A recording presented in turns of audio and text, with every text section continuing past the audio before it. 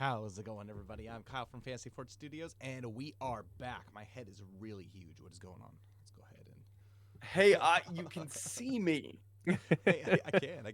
We were dealing with Yay. a little bit of some verbal board issues, but we are here, and we are joined by 3 of our 4 players this week. And so, yeah, unfortunately, Connor probably won't be here next week. time or in 2 weeks either. But we are very happy to have at least 3 of them here.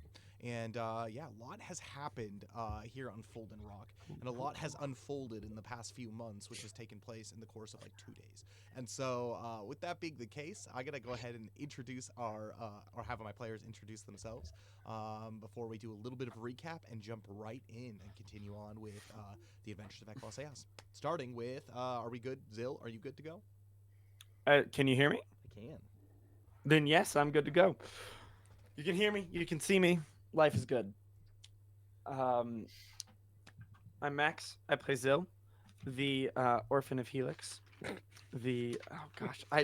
Why am I never ready for this? I do this every time. The orphan of Helix. I should just put it in your name description, Which is, I think it's still inaccurate, but whatever. Yeah, it's all good. Waffle House, because he's the owner of Waffle, his pet rat. A blacksmith extraordinaire, which Yuki has now commissioned him for a sword. A future refining and prospector, because that's his retirement plan. to be a prospect. And the Teapot of Madness, my favorite title.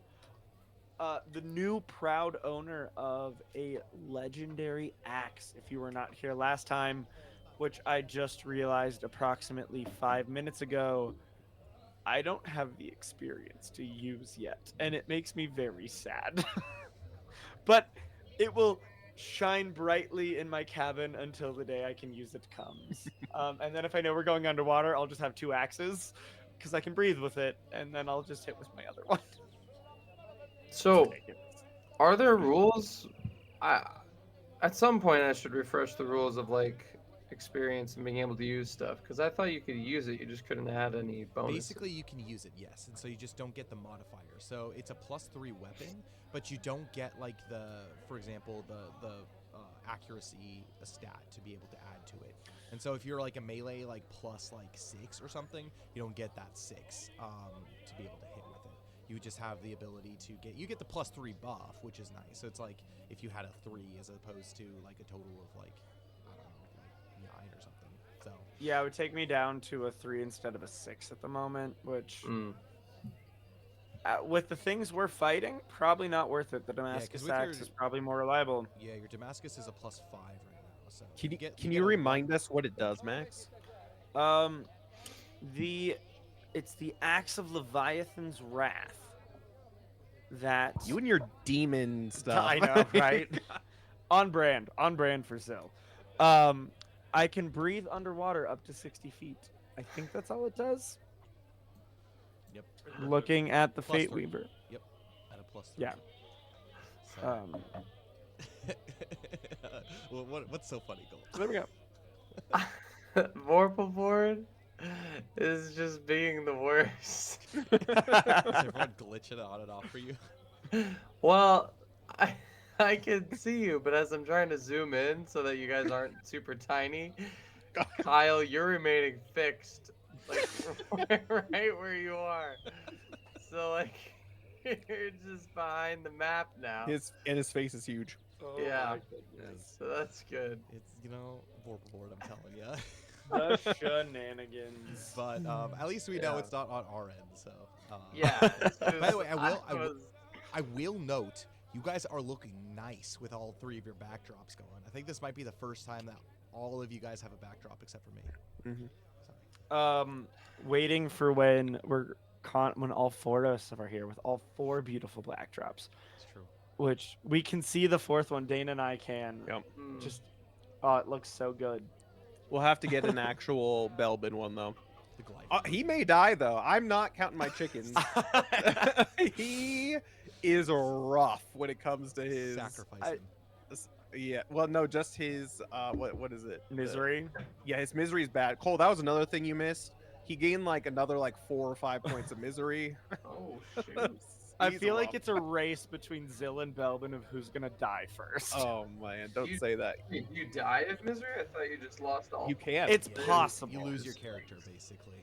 Yeah, I know you lose your character, but I didn't think you died. It Depends on the nature Depends on what of you what's roll. going on. Yeah. Depends on what you roll. So, Yeah. it's good. pretty bad. But Anyways. with that being the case, I just wanted to note that you guys all look great. But Cole, I mean Max, continue, and then we'll move on to Cole. that's all I got. Okay. Luxalia. Hello, everyone. Gosh. I am Nifty Gaz, and Yeah, our what names you're on talking Verbal about. Board haven't updated either. yeah, it's fine. I'm just kidding. I'm Cole, and I am playing Luxalia of the Silverwood, who usually talks in a higher voice. I probably will at some point today, but my voice is a little tired. So we'll see. But she's pretty cool. She's a shrine maiden of Amaterasu, who is basically a holy gal, who is a Glyven. And I keep people alive with prayer and fasting and mana sworn, light sworn arts. Yeah. I don't have cool nicknames. But you got a backstory that nobody knows about. That's true. You're the one who invented the Teapot of Madness. That's true. Then I am the giver of nicknames and have a mysterious backstory. So, Good stuff. yeah. I like it. Yuki. Hi guys, I am Dane or Forged here at Fantasy Forge Studios, and I play the character Mistletoe Yuki. She is a silver dragon from the far north reaches of the Flamongolith and the Ravinium Peaks, and she comes from a family of instrument makers. Yeah, I know it's ironic. She's a bard. That's what she does, but she's not your supporty bard. She has some support, but she's actually a physical DPS bard. She is a blade dancer. And it's pretty cool. She dual wields broadswords and does a lot of damage. So she's very charismatic. And I would say she's kind of like the even keel headed person of the group, but at the same time, she's having a massive conversion recently. The Fold and Rock experience has been very efficacious to her. So that's nice. We'll see where that leads if that continues. So that's her. Perfect. Oh, before I do forget, I think I told Cole this prior to stream while you guys couldn't hear us, but I do actually have your guys's in your player information. I have your penances from the. Ooh. So those, it's going to be at the very bottom underneath your paths and patrons and path stuff. There's a thing that says penance, and yeah, basically I added that for you guys. You can keep them to yourselves, and when they have been completed, I will let you know. The check box on the left means that it is not complete. The check box on the right means that it is completed. There will be a small little extra buff that you get. You've already restored your misery from it, but there'll be a small buff that once you complete that, that's you get like a little extra something from that. So There you yeah, you guys can go. go ahead and read those at will, and then yeah. Excellent. That's actually really exciting. I like it. I don't know if I've ever looked at this page before. Yes. And It's probably bad. I'm trying to. And I think it's so out of date. Well, you know. Yeah, it's pretty accurate, but that's okay. It's like Uh, 4 iterations ago. With that, we're going to go ahead and jump to Belbin real quick. We're not going to see a lot of Belbin today, but he is basically a martial artist. He's a physical attacker. He's a grumpy Glyven from the Roku Horn. And as we had previously mentioned, he is in the depths of despair. He has gotten to a place in his life where basically his sin has taken over, and he is reaching that point where he's going to start being driven crazy pretty soon. Not only that, but he's also got Thordain's sword, which we all know. You I like that. forgot. You got a legendary sword that speaks sweet nothings in your ear. Oh, did we get that back? Yep. Yes. Belbin we has got it. everything back. Belbin refuses to return it to the Thordain. Did we get the cool book? We did, I think. Which book? The one that was up for auction. Oh no, No. I don't think we got. No, basically you got the stuff that was taken from Belbin and Thordain. So when they were kidnapped and forced to redress, that's what they had. And so you Wasn't there basically like got their a? limbs. I am remembering correctly. There was like a fancy like book. There was. Yeah. Yeah, basically the stuff that was at the auction was bought and already sent off by others. The stuff that got returned was the stuff that was in the vault. And so down underneath where you guys did the combat against, like in Rolo Beaumont's hideout, there was like a vault. And basically Rolo was just like, we'll return whatever like was stolen to whoever it needs to be restored to. And so basically you just got your stuff back. I don't think there was anything else. Yeah, basically Lots of just money. restored. Rolo also reimbursed us for as well. So Yeah. yeah. So we not only got the reward money for Rolo, but he also reimbursed us. Speaking of which, Yuki's chilling at 18,000 EP or EC. Oh, Not it's EP. just EC. 18,000? 18,000 EC. 1,800. 18,000. How did you get 18,000? Because I'm rich. How did you get 18,000? I'm rich. That's what it says in my character sheet. 18,000 to 328. I don't think it's that much, but No. 18,000? Yeah, that's pretty good. We were given 1,500. Oh, were we? Not 15,000. Oh. I should have kept my mouth shut. Here, I'll take off the 8 at the end there. But with that, 18. Belbin's a struggle boss, but currently he's at Folden Temple doing his thing at Folden Temple. Thordane is the captain of the ship. He is the captain of Alamnia's Breath, and he is a WrestleMania extraordinaire. He is a hunter, tracker, and essentially Ranger. essentially what he does is he has hunting traps and cool arrows and things like that. He's a support character that kind of assists from a distance, and so yeah, he's been doing his thing. He was pretty integral with Pietric in helping to kill all the skeletons and stuff while everyone was beneath fighting the baddies of the cult. And I'm trying to think anything else. Yeah, that's him. He's pretty cool. Basically, Thordane is like to Eclaas as Fred is to the Mystery Gang. Yes. He's the leader, Let's and he like skedaddle. traps. Yeah, He's the leader. He has a nice ascot, probably. yeah. He's captain. You He's know, a man he of drives swords. the ship, the vehicle. It's true, the mystery machine. Yeah. So Yep. We should named our boat the Mystery Machine. yeah, that'd be good. Oh my goodness. And I am Kyle. I am the Fate Weaver. I am the creator of this game. Just a quick side note. So, Fantasy Forge Studios and Kyle LaFonte own everything. Intellectual property, images, videos, audio, graphics, story, gameplay mechanics, and all intellectual properties involved in the creation of Everlast. Don't sell it. Feel free to use it for your own homebrew stuff. We want you to enjoy this world of Everlast. Absolutely. But, yeah, I'm very happy. I'm playing both with and against these players as they make their impact on Everlast, especially as they fight back the evils of the Void and restore peace to the Free Peoples. I'm trying to think. Is there anything else that I missed for any of you guys? I don't think so. So without further ado, let's go ahead and jump into recap. So, Eclaas Eeas, they are a group of adventurers that are traveling the world to rid the surface of the evil influences of the Void. Whether it is people who have been touched by the Void, physical demons themselves, or even just baddies that are existing in Everlast. But essentially, they are on an adventure right now where they are traveling up the inland strait of Everlast. I don't know if I have my map here. I don't see it.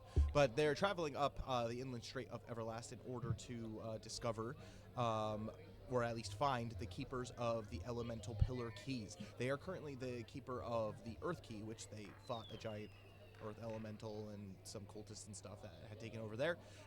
But because the Order of Amandalius, who was guarding the Earth Pillar, had perished because of the goblins and stuff that were down there, they are now the keepers of it. And so they had already spoken with King Nalgora Cragheim of Flomberge, the Gold Draken. He's the keeper of the Flame Key. And with all of the demonic events that are happening within the basically the Aishan Archipelago and the Inland Strait, he sent Eclaas Eeas off on a mission to collect and gather the keepers of the remaining 2 elemental keys, King Farron of Feshenfey, which they've already done their whole shtick. They saved Princess Mila. Princess Mila's traveled with them. They're all best friends now. and he's already pledged that he was going to meet for the Council of the Keys with his C key, and they're searching currently in the process, Folden Rock. You have my soul. Aldrich Monteblair, who's the keeper of the Sky Key from Sky Spire Island, but for some reason, which they found out last time, it has been completely overrun by pirates, Sky Spire Island, and so whether or not he's on the run or not, or rumors are true that he is here, that is yet to be determined, but rumors are that he is here. And so that's what they're doing, is they're searching for him to gather him and try to get his counsel for the Council of the Keys and see what's going on there. Their journeys in Folden Rock have been numerous. It's been a couple of days, over many months of in-game time, or a couple days in-game time, many months playing time. And there's been demonic activity, there's been ghost pirates, there's been an underground evil people.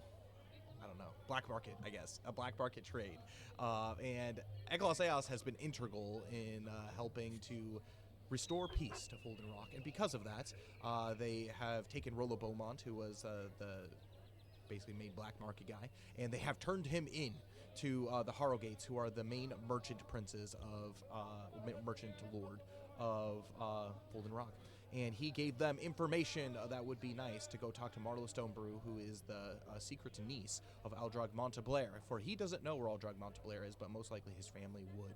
And with that being the case, Eclaas, they went off their separate ways to go find crushed street rats, to go shopping, and to go have a heart-to-heart at Folden Temple. And with that being the case, I'm going to go ahead and turn it over. The last thing that happened was Zill actually allowed Eclaas, basically introduced him as a new crew member to the ship. Unfortunately, he is paralyzed from the waist down. He had a building dropped on him, but he is alive. And Zill has given him a place on Alamia's breath to perchance find a new way at life. And so there was a new crew member, and the last place we left off was with that, and then Yuki and Luxalia off going, doing their shopping, anything of the sorts. And with that, I'm going to go ahead and turn it over. Is there anything that the two of you are looking for before you turn in for the night back on Alamia's breath? I'm looking for candles, coffee, and some sweet merch. Well, you are in the right I place. like that. Shameless plug. Well, we have Soot and Ash down the way. That's true. They That's like us true. now. They don't have Yeah. coffee of the realms or candles of the realms, though. Do they have cool desk mats? They don't have desk Or mats either. champion sweatshirts? They don't even know, like... Ooh. Oh my Yes. goodness. I'm Okay, feeling but I have that desk mat nice at and fuzzy. work. It's good. So great. We have a Is it new the one Star- that's the coming out. Starscape one? Yeah. Yes, which on the one hand, I'm a little sad that this happened. On the other hand, for I teach, and my seniors, were like, yeah, we all wondered what that was, and we tried looking it up, and we couldn't figure it out. And I'm like, on the one hand, for the sake of I don't want my students in this stream. Whew. On the other hand, I'm like, oh man, wouldn't it be great if Everlast was that easy to find? One of these days. Hey, One of they these don't know. days. They all they need to search is just Fantasy Forge Studios, and then they'll know everything. Oh yeah, True. no. If you search Everlast Fantasy Book, it comes up very easily. Good. Which everybody here knows how to find it, so they don't need to know that. Yeah. But anyway, And our Um, card game's coming out, so that makes it nice. Anyways, continue. True. Sorry. Question, though, Sorry for the is there aside. merch? Because wasn't there like a time where merch was on sale or something while we were streaming? I don't know. Did I? Yeah, look it it hasn't been off sale since, so it's still on sale. up? Sick. Yeah. I mean, what is it All right. right. now? What is it currently right now? Do you have it up? The champion sweatshirt is $27.99. Okay, I think The that's on sale. Everlast moisture wicking tee is $18.99. A lot of the shirts Yep. are $15. Yeah. Those This are on is sale. all. This is all in game, by the way. This is shopping. Yeah. Shopping. It's on topic. Exactly. Those are still on sale. Yeah. Yeah. It Oh is, my 18 goodness. EC.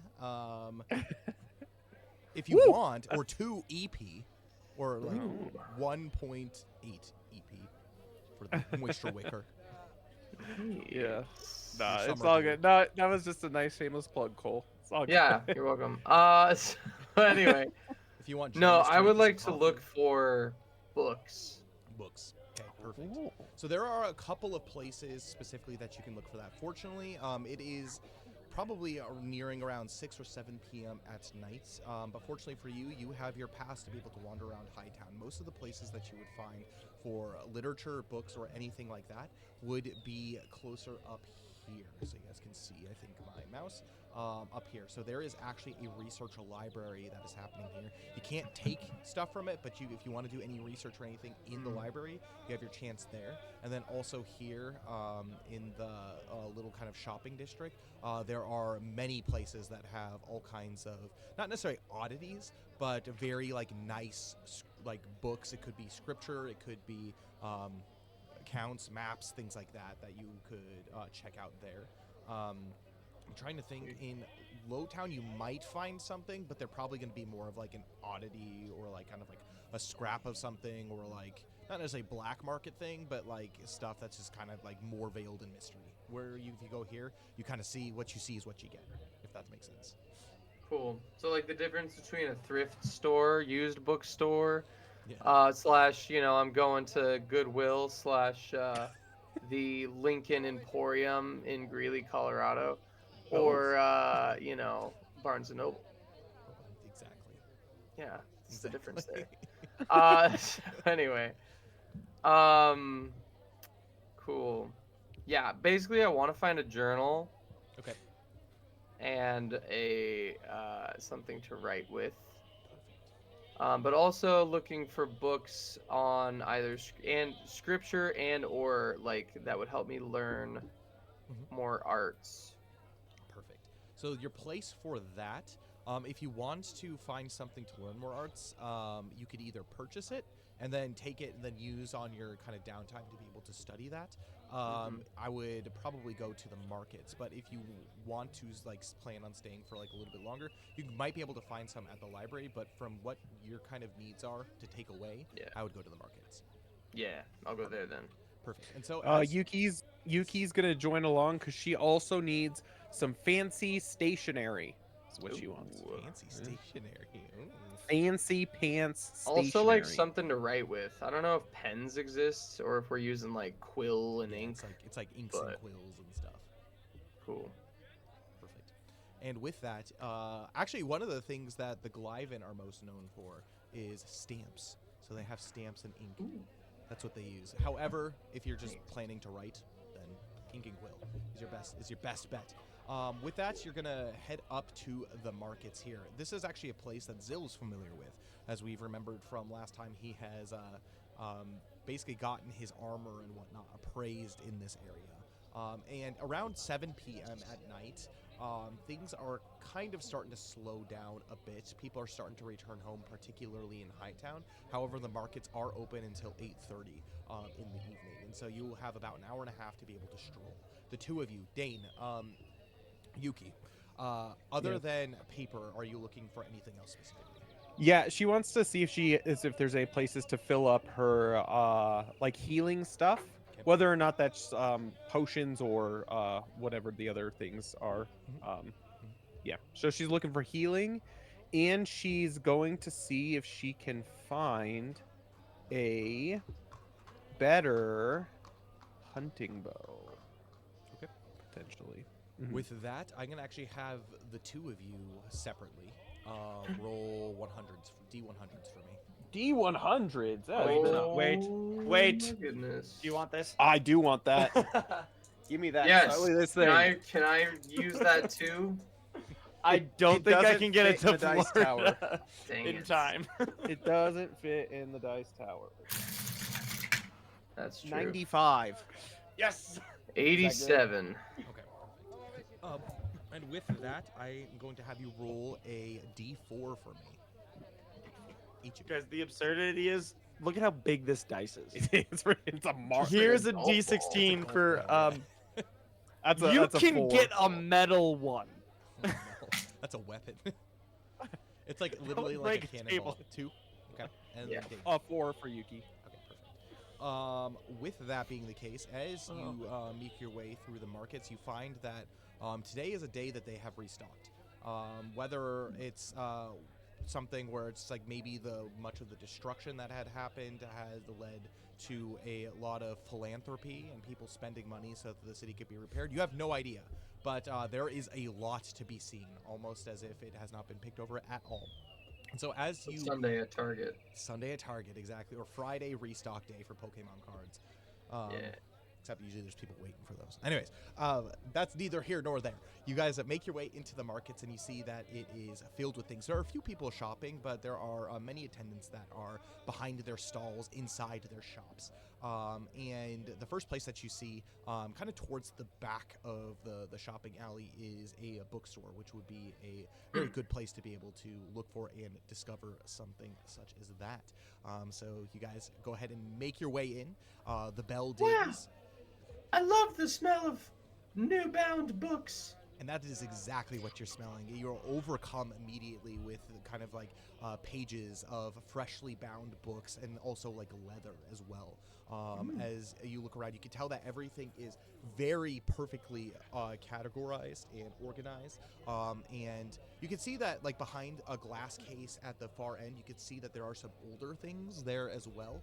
But on the shelves on left or right, it kind of almost looks like a library. Things are like immaculate. It probably rises about 10, 15 feet up, and they're like those like sliding ladders that go from place to place. Like this place has everything that you could possibly want. They have like display tables like in the middle of it of all kinds of what the current literature is of today. They have like yearly planners on one end, and then they also have a section with like all kinds of leather-bound journals, kind of some note paper and things like that. And so you can easily find what you want. This is basically Barnes and Noble.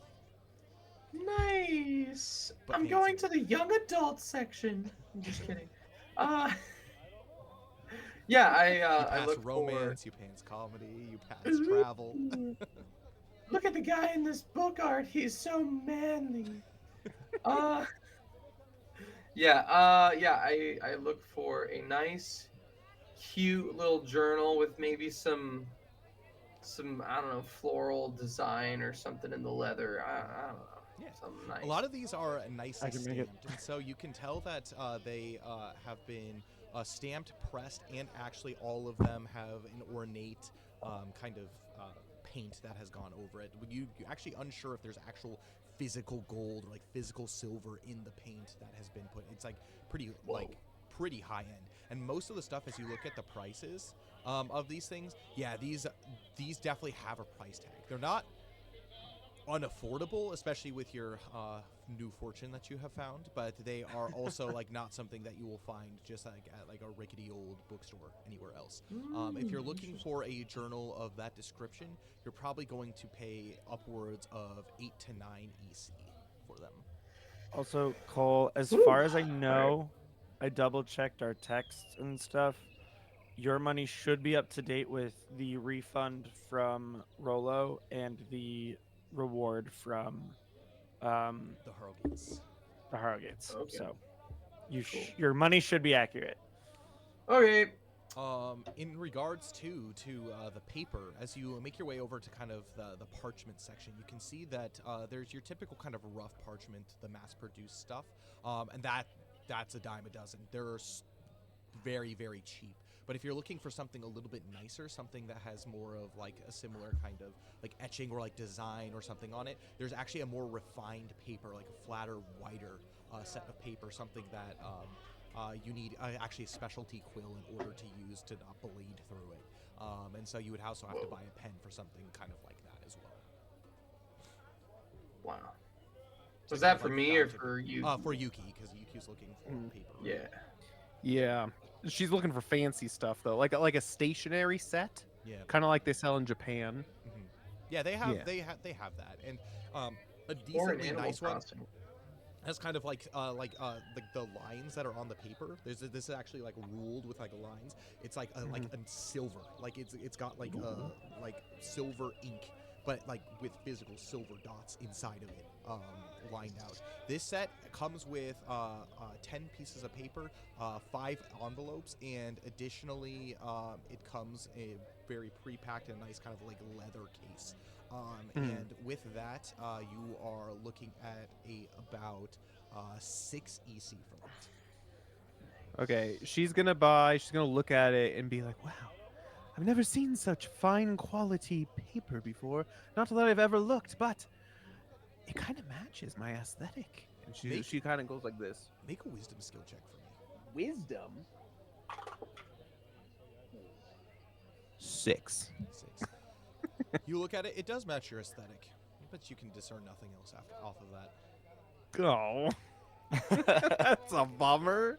Yeah, she's gonna be like, yes, that's cool. That's quite nice. And it comes with the ink, right? And the quill. It doesn't come with ink For or it? quill. Oh, well, I gotta find a good ink and quill Specialty. for this. Fortunately, Yeah, next specialty. door on the next display, there are these such kind of quills. They're basically like fountain pen quills, so they're not like Okay. just your traditional like cheap quill that you would use. Oh. You can like store it with like ink inside of it, so similar to a pen, but it's more fountain. She'll pick one of those up too. Alright, And that's- what color ink is it? Is it black ink? It's all. It just comes with the basic stock black ink. There are different Sounds inks. There's like a gold leaf one. There is one that kind of has like a blue, kind of almost like purplish look to it. There is another one that's actually in green as well, like kind of like a dark green. Yeah. Those are about the 4 kinds of inks that they have. She'll take a black and a gold. Okay, so Yeah. all of that together is going to cost you 10 EC. Cool. She's gonna take it up to the front and be like, hey, I want to buy these. By the way, this place is quite nice. It reminds me of a bookstore back in Flamongolith. It's called B&N's Bookshop. It was wonderful. Are you a subsidiary of them? The gentleman that's there, he looks at you. He kind of has like these like half like moon glasses, and he kind of does this whole thing where he like looks down at you, and then he raises it back up and then says, "It's been quite a while since I've seen a Draken from up north here. It's a pleasure to make your acquaintance.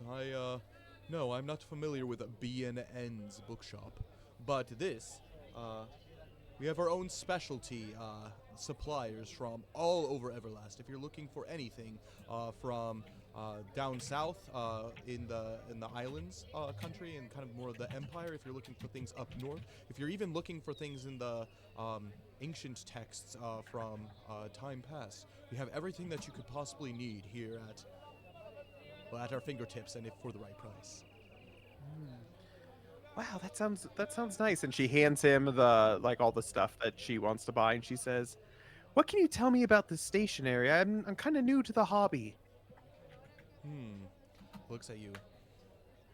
Well, this is quite a fine material that you have here. It's actually been through a rigorous process, a new process that's been done by the elves of Feshenfe.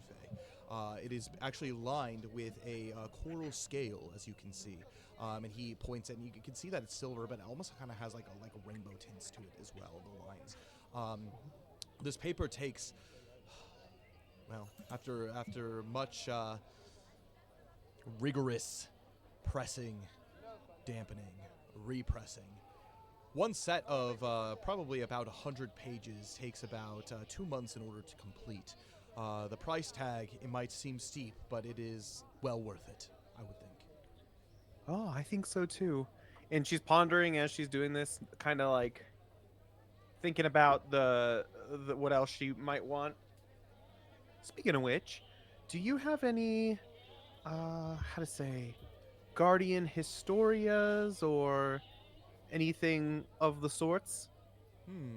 Of course, follow me. And he comes from back behind the counter, and you basically go to a small corner section, and you can see that, so one thing to know about Everlast, there's not really like a printing press type thing. And so many of these bound volumes, particularly the Guardian Historia, they're kind of similar to kind of like the Renaissance ones, where like they have been meticulously like sat through and like hand done. And so every one that you flip through, while it has the same material inside, it all looks different. Page numbers are different. There's like their own kind of like unique arts or things in there. There's a kind of section where there's like some prayer books as well of like prayers that have been accumulated. There's actually like a bard section too, where there's like specific songs and stuff, like hymns and like music that has been written using scripture. And so it's kind of like this whole like spiritual section.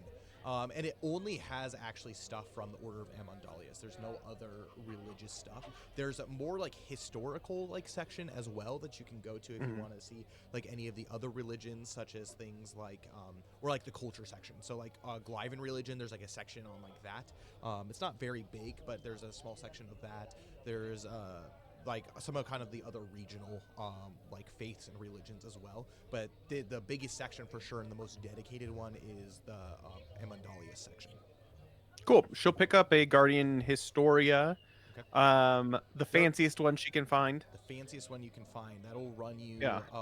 upwards of 75 EC. Oh, You're rich. You're fine. It's Yeah. nice. It's one of those where it's just like this is a display piece. So much Okay. so where it's just like you flip through every single page has like some kind of like filigree and like hand drawn. Kind of not necessarily like full picture book description, but like it makes it look fancy and elegant. Like this is a work of art. This isn't just something to read in the word of Alamia. It is physically like impressive to be able to see. yeah. She's gonna grab it. She's also gonna grab 10 copies of the 10 cheapest ones she can get. Okay. Yeah, each of those are only going to run you 5 EC. Okay, so what is So that? 50 EC plus 125. 75? Or 75 EC 125. plus. 125 EC for that. Is there- Plus the 17 for all of the stuff that you bought from the inks and the I thought you said it was 10. 10 with For the inks, but everything. the 7 for the parchment, the letter set. Oh. Okay. I also want bard books. 2 of them. Two of them. Prayer bard books. Those are 2 EC apiece, so 4. Okay, that's what she's gonna get. So 125 plus 17 is god, math. What am I, Yeah, a vendor? Hey, math teacher, do it for me, please. What? 125 plus 21. Come on, 146. There we go. Come on. 46. I And with look that- away for 1 second, and y'all can't do math. Yeah, I can't, I'm bad at math. Yeah. 126 EC is going to be the Okay. price for that. Okay. Perfect. Let's go ahead and jump to Luxalia. So Luxalia, you found Hey. there are a couple of options to be able to choose from. So you're looking for more of a floral design. There are some of them varying kind of niceness. There's like some decently humble ones. Those are around like 2 to 3 EC, but they're still fancier than probably something you'll find anywhere. And if you want the nicer ones, as I had mentioned, it's going to be around 7 or 8 EC or 9. Does any catch my eye that's a little more just simple leather, you know, like a scholar would have, Make but like a very frugal and practical scholar. make a focus skill check for me. Nice. He's gonna become a scholar. Ooh. Maybe she should talk to Thordain more. Focus. Oh yeah. 11. 11. Yeah, there's definitely some of them that kind of fit. They're definitely simpler and they have less kind of like a flashy style to it, but they're small enough to be able to carry around with you if you wish to do so. They're not kind of like a big like desk like journal. Those are going to come in at 3 EC a piece. You could choose also the leather that you want on it. So there's kind of like a nice brown leather. There's some dyed leather too. One of them has kind of like a red, kind of like a pale red on it. Another one is like a deep green set one. And then there's some black leather too. Nice. I'm gonna go for the brown one. Just classic. Yep, that's good. Classic Fun fact, brown. it's probably also dyed. That's true. Well, yeah. Fair enough. 3 EC is going to be that. Okay. Resident leather expert. Then I want to buy a pen of sorts. Okay. Just regular quill or similar fountain pen to what Yuki's using. You can borrow some of my ink, she says to Luxalia. Wait, so there's like fountain pens, like you Kind dip of. it in ink and Not so it actually has like a screw on top. They're like really fancy pens. They have like a screw on top that you can like pour like bits of ink in and screw it back in. So it's similar to a pen, but it's like Yeah. yeah, But it's like a fountain pen. it's like a yeah. fountain pen. Yeah, I'll get one of those. How much of that? All right, that's gonna run you just for the pen 3 EC. Okay. Um, what about the ink? If you want to buy, so as mentioned, there are like kind of like 4 colors of ink. There's like a bluish purple one. There's a gold one. There is the regular black one, and there's also like a greenish one. The cheapest one for sure is the black pot of that, which would last you probably quite a while, to be honest. A black pot of ink would probably run you in the process of like 8 ES, so very cheap. Cool. A pot of gold ink is going to run you about 2 EC, and then anything else is a little bit fluctuating below that. So kind of in between. Blue. I want blue. Perfect. So it's like kind of like a bluish purple tint. Cool. That is going to run you 1.2 EC. Okay. Plus 1.2. Nice. And then I'm gonna look for books that have arts in them that I could learn, and or maybe just like try to replace some of the books that I would have had access to in my whatever you call my place that I was my shrine Yeah. place. Yeah. For sure. So like you peruse the spiritual section as well as you see Yuki being helped out by someone, and you see her actually in kind of that corner section. You do pass by kind of some of the culture sections with your like the Glyvan religion, as it were, but you also pass through many of the other kind of aisles that are in this door, and it doesn't really seem to have anything as far as arts books that you are looking for. However, I'm gonna have you make a wisdom skill check for me. Okay. Be wise, Luxalia.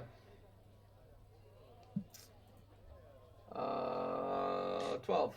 Chances are something that is quite powerful, such as an arts book, even if like by the untrained eye you wouldn't be able to like understand much of it, would probably be kept somewhere safer. So your best bet would be to talk with the person at the front that's helping Yuki to perhaps find that. However, some of your kind of religious books that you would be able to find, I'm going to, with the rules that you made earlier, I'm going to say that you would be able to find them quite easily.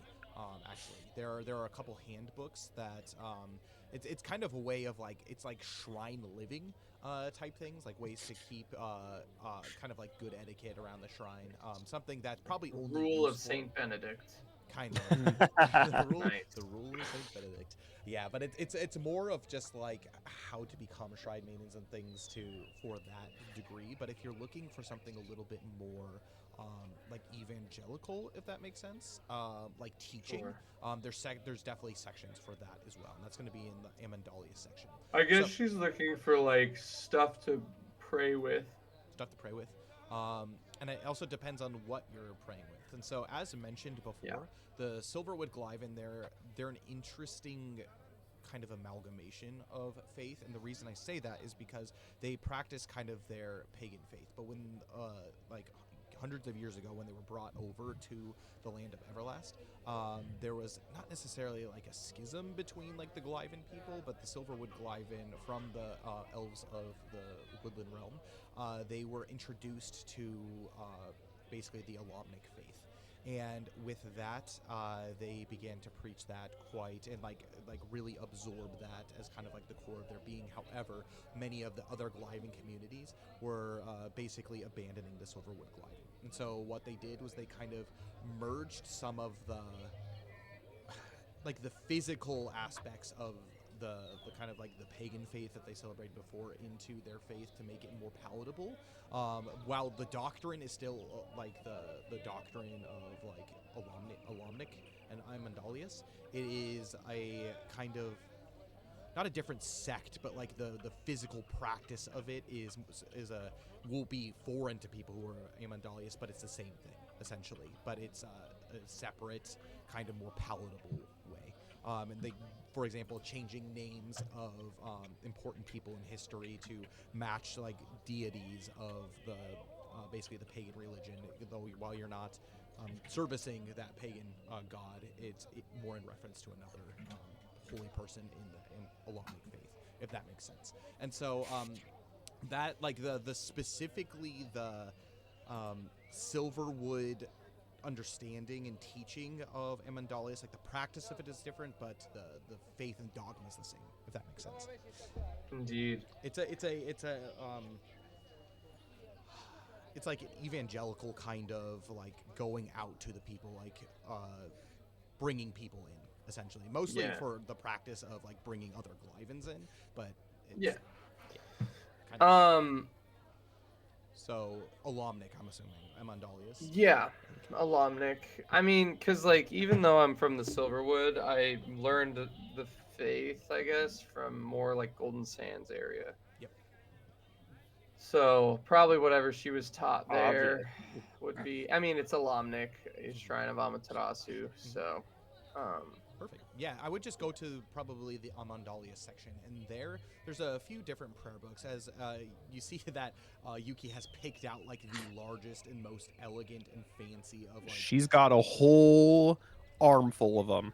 Yeah, nice. And she going turns to sleep. Luxalia and says, "Hi, Luxalia. I don't know if you have a Guardian Historia, but you can have one of these." And hands her one of the lame ones. I don't yet, but I think you should hand those out to go door to door and hand them to people. That's... Have you heard about our Lord and Savior Alam? I think the Order of Amandalius And then does if a they pretty say good no, job. you just thwap them on the head. What's wrong with you? Some kind of wild animal? No, Yeah. I'm joking. I'm joking. No, I bought these actually a good amount of them for our crew as well. But I know that there are also maybe some people. Yuki had noticed in her walk down to Lowtown that there was just a general kind of aura and vibe of like hopelessness in a way, and so she's gonna try to hand some out to some people who may need a little pick me up. Do you think they Here can and there. read? Well, I mean, even if they can't, they It smells nice, I guess. They're like, they'll probably I just didn't sell think it. about that. I'm just Yeah. used to everyone in Flamonglith being able to read. It's weird being in a place where that's not the case. Yeah.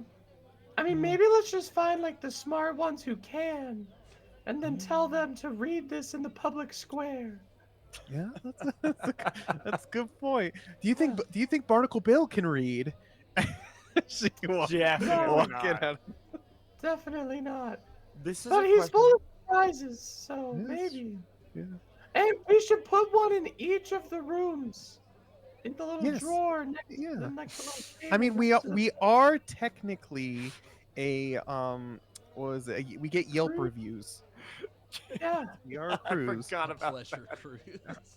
yeah. And are we bringing our passenger back to Fashion Bay or no? This is Yeah, we once- are. So we're bringing. Who are we bringing? Is Lady Mila's not staying with us? We're taking her back to Fashion Fair, right? Floor Master. That's what we decided. I guess. Yeah, I think Well, that's what it was was. that guy's Oh no! name? Wait, is the evil dude. lady? Oh yeah, the dude, the Wait, fancy. What happened to him? Nelothier Now Tindolian? Now Nelothier Lafir. Tindolian. Yeah. Oh yeah. Remember he was kicking everyone's butt and everything? Yeah. He loved the Pirate WrestleMania. Knight. Yeah. Who did But not? then I feel like there was something recently where he also just was like somehow just like Yeah, he was rolling at the stupid he was wild. at the bearded peacock or whatever it's called. Yeah, the Regal Peacock. Yeah, he was Yeah. there, being a fancy pants. Yeah. Well, I mean, either way, I have these, and actually turns back to the bookstore keeper and says, "Thank you so much for all the hard work that you did. I know we took a lot of your time, but we appreciate you for staying open, even though the whole city burned down." And Nonsense. She- It's been quite a slow day here, in fact.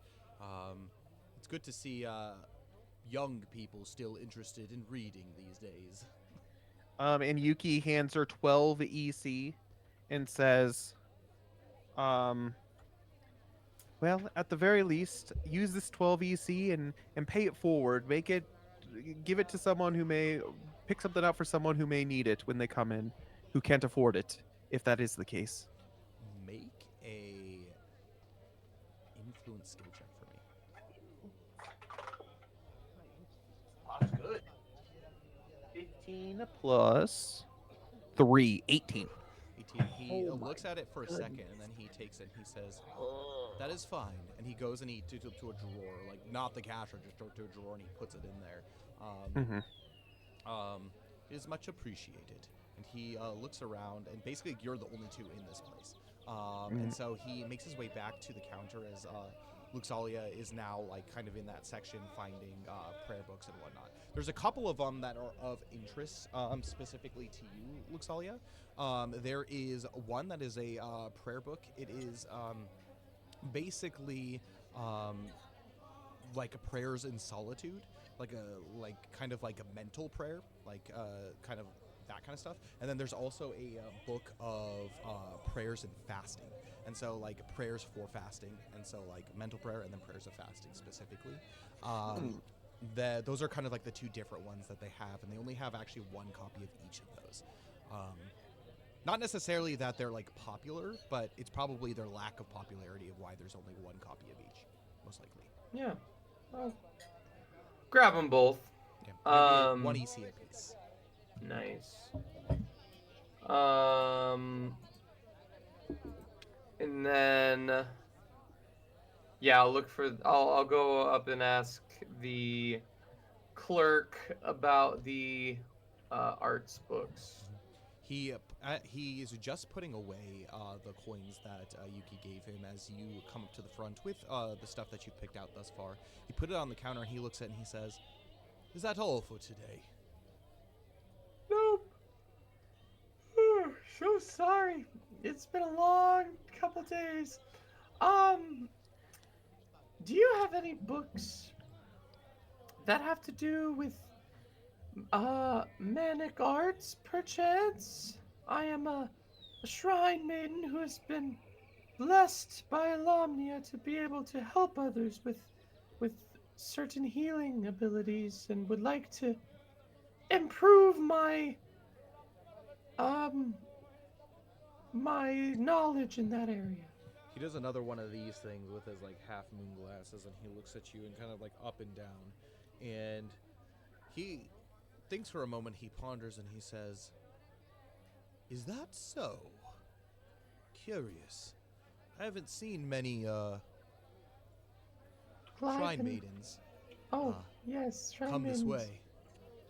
I am curious on what you would want to do with our special collection." And he turns around, and there's like a glass case that is like embedded into like the wall.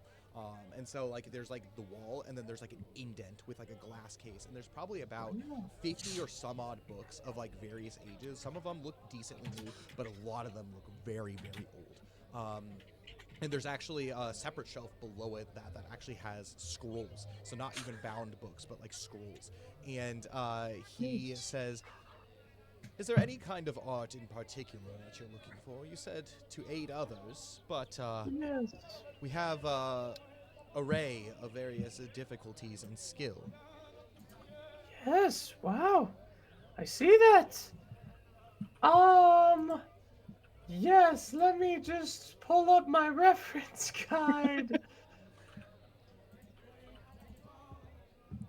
Cause that's a thing called my brain. Just kidding. I can picture you having like a list of like all of like Yeah. the arts and stuff that you know of. I'm looking. This is my list of what I'm looking for. Yes, of course. Okay, hold on, Mana Sworn. So from my specific like Mana Sworn class, would you have anything like that, or is that like too So niche? class specific, there are no actually arts that are class specific. However, there are like the open arts Yeah. that you would be able to learn from that. And so I think like the way that Mana Sworn is laid out, the way that it is now, it's like all of them are kind of open arts. And so he does have various rarities. Again, you rolled pretty darn high. You got like an 84 or something?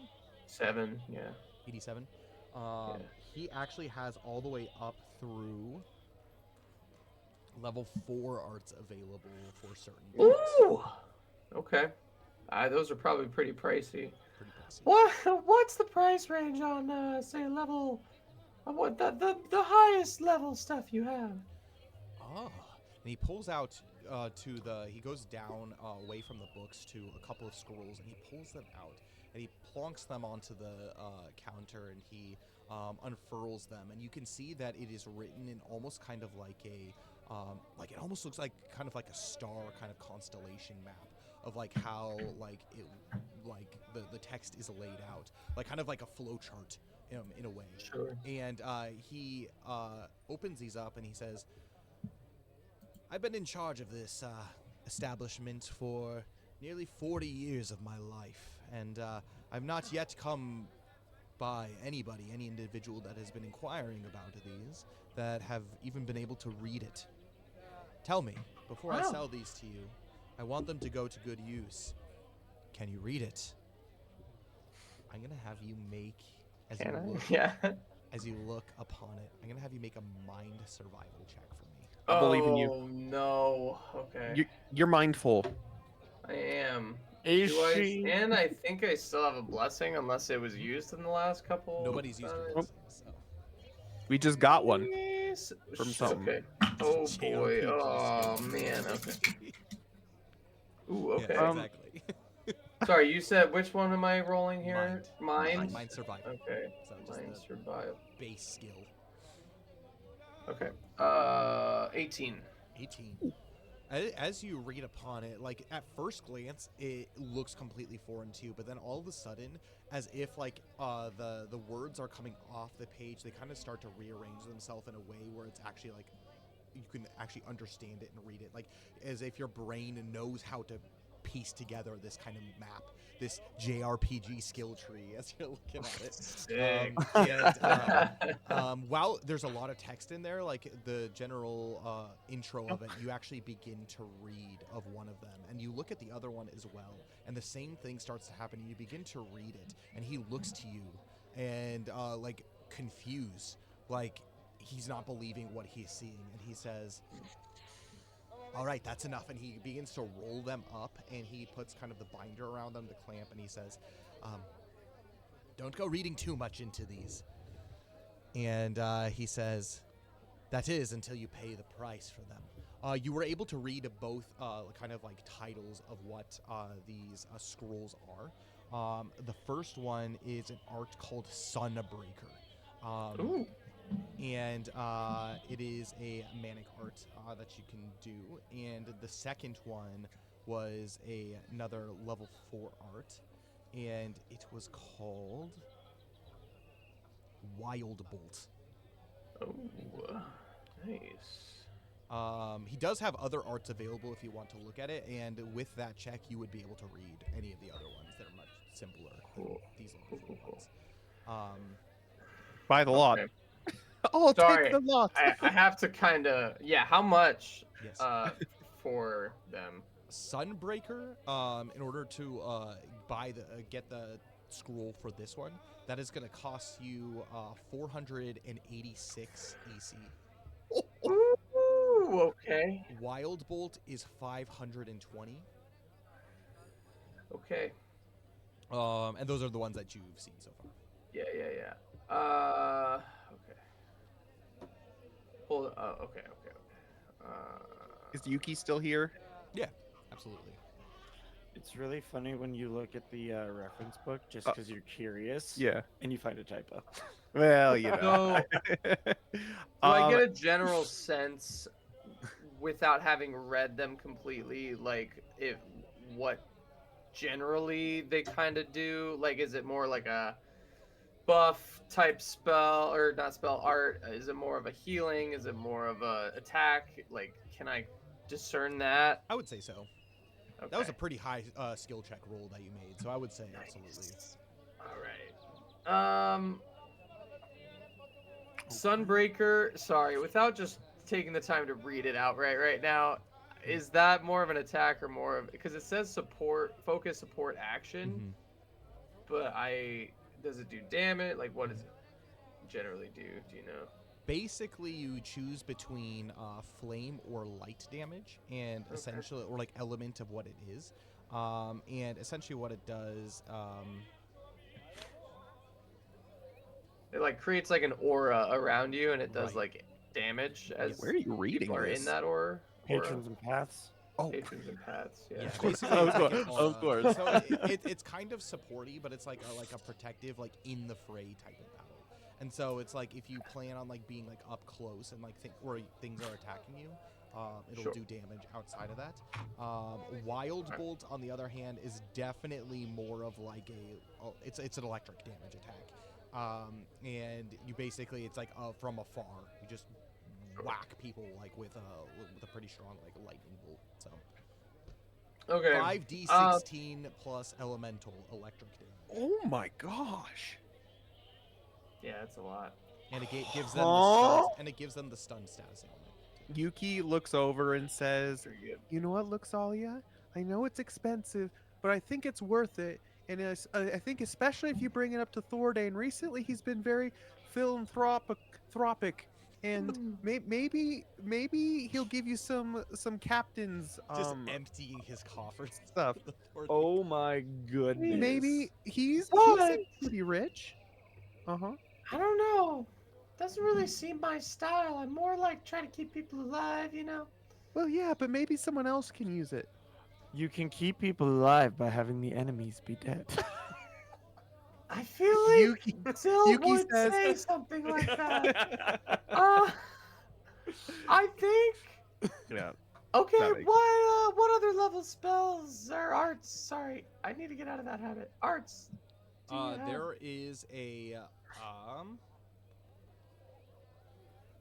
one level 3 art, and that one, as he pulls it out of the case and you look, I'm actually gonna have you roll a d10 for me.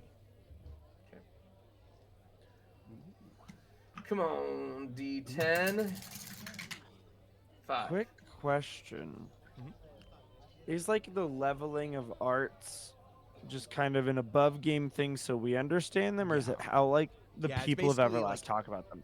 No, it's not how they talk about them. Basically, Okay. it's just like the difficulty it is to read it. So like your skill with mana and like being able to understand like ancient manic texts and to be able to wield it, like the level ones. That's kind of your way to like organize them. Would be something that like someone who's like pretty adept at the practice of it, more so than just like, oh, I have like an interest in this. You'd probably, if you were a little bit more than that, you could probably maybe do like a level 1. But you would have to, by level 4, like you're like basically, for lack of a better term, like a wizard. Like you know how to use arts like pretty much, like pretty easily. Okay. Level It's like 6 playing is like a master. Tchaikovsky versus playing like Twinkle Twinkle Little Star, you know? Exactly. Yeah, Mozart. Cool. Nobody got time for him. Cool. Yeah. Thank you. With that, so that was a 5, you said? Yeah. Okay. You gain, or not gain, but you have looked at the art for Transfix. It's a level 3 art. Basically, mind survival check. On a failed check, the target's movement becomes 0 for the remainder of the combat round. Also, it is unable to use features, cast arts or spells, and allow it to move in another direction until the bottom of the combat round.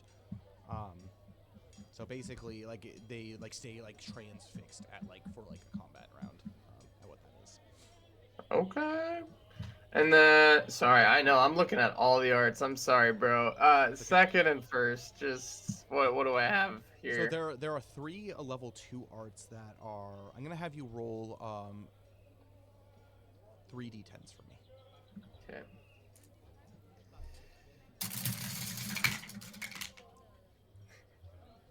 Seven, and 6. Okay. Nice. So You want me to re-roll one of the Yeah, sevens? re-roll one of the 7s. 10. You respite is one of them. So basically, what this does is it restores what looks to be stamina. So 1d4 stamina. Oh, And okay. it's a piety related one. The 6 is an art called Eclipse. So as support, Okay. basically you create a resilient sphere within 50 feet, a direct line of all forms of light, can penetrate for 30 seconds. So basically you create like a blackened sphere like around that makes it so people can't see inside of it.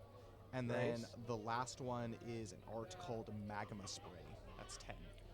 It's a 15-foot cone, 3d6 elemental flame damage.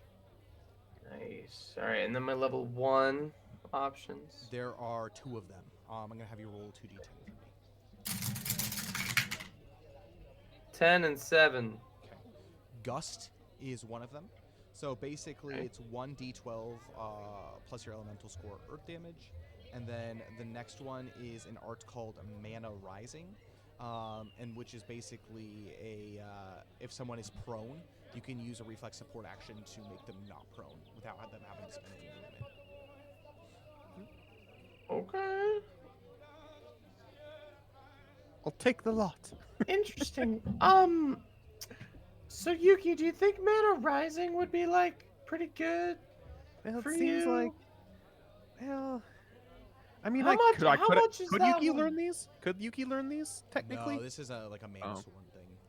Well, well, I mean, I think it could be useful, and I don't know how often we go prone, but when we do go prone, it's a problem. Yeah. So, Okay. could be nice. Nice. Personally, I like the ones that look cool and they hit the opponent. Those ones are cool. That would make sense for you. Okay. So, That would make sense. So specific. yeah. Okay. So I got Mana Rising. I've got Gust. Mm-hmm. How much would those be? So Gust is going to be 25 EC. Mana Rising is 25 EC. The other one's Eclipse is going to be 70 EC. Magma Spray is 85 EC. And the Respite third one was Respite. Yeah, Respite. Respite was 70 EC. And then level 3. Did I say there's any level 3? I don't think so. Yeah. Was there?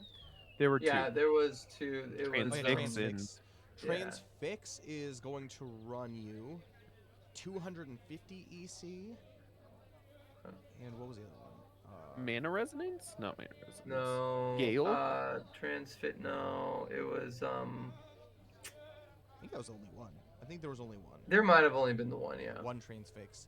And then, as mentioned, 476 was the Sunbreaker, and then Sunbreaker.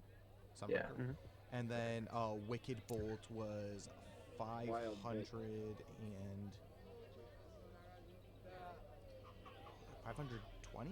It might have just been 500 even. It was something like that. Yeah, I think it was 520. Okay. Okay. I think I'm going to buy a couple here.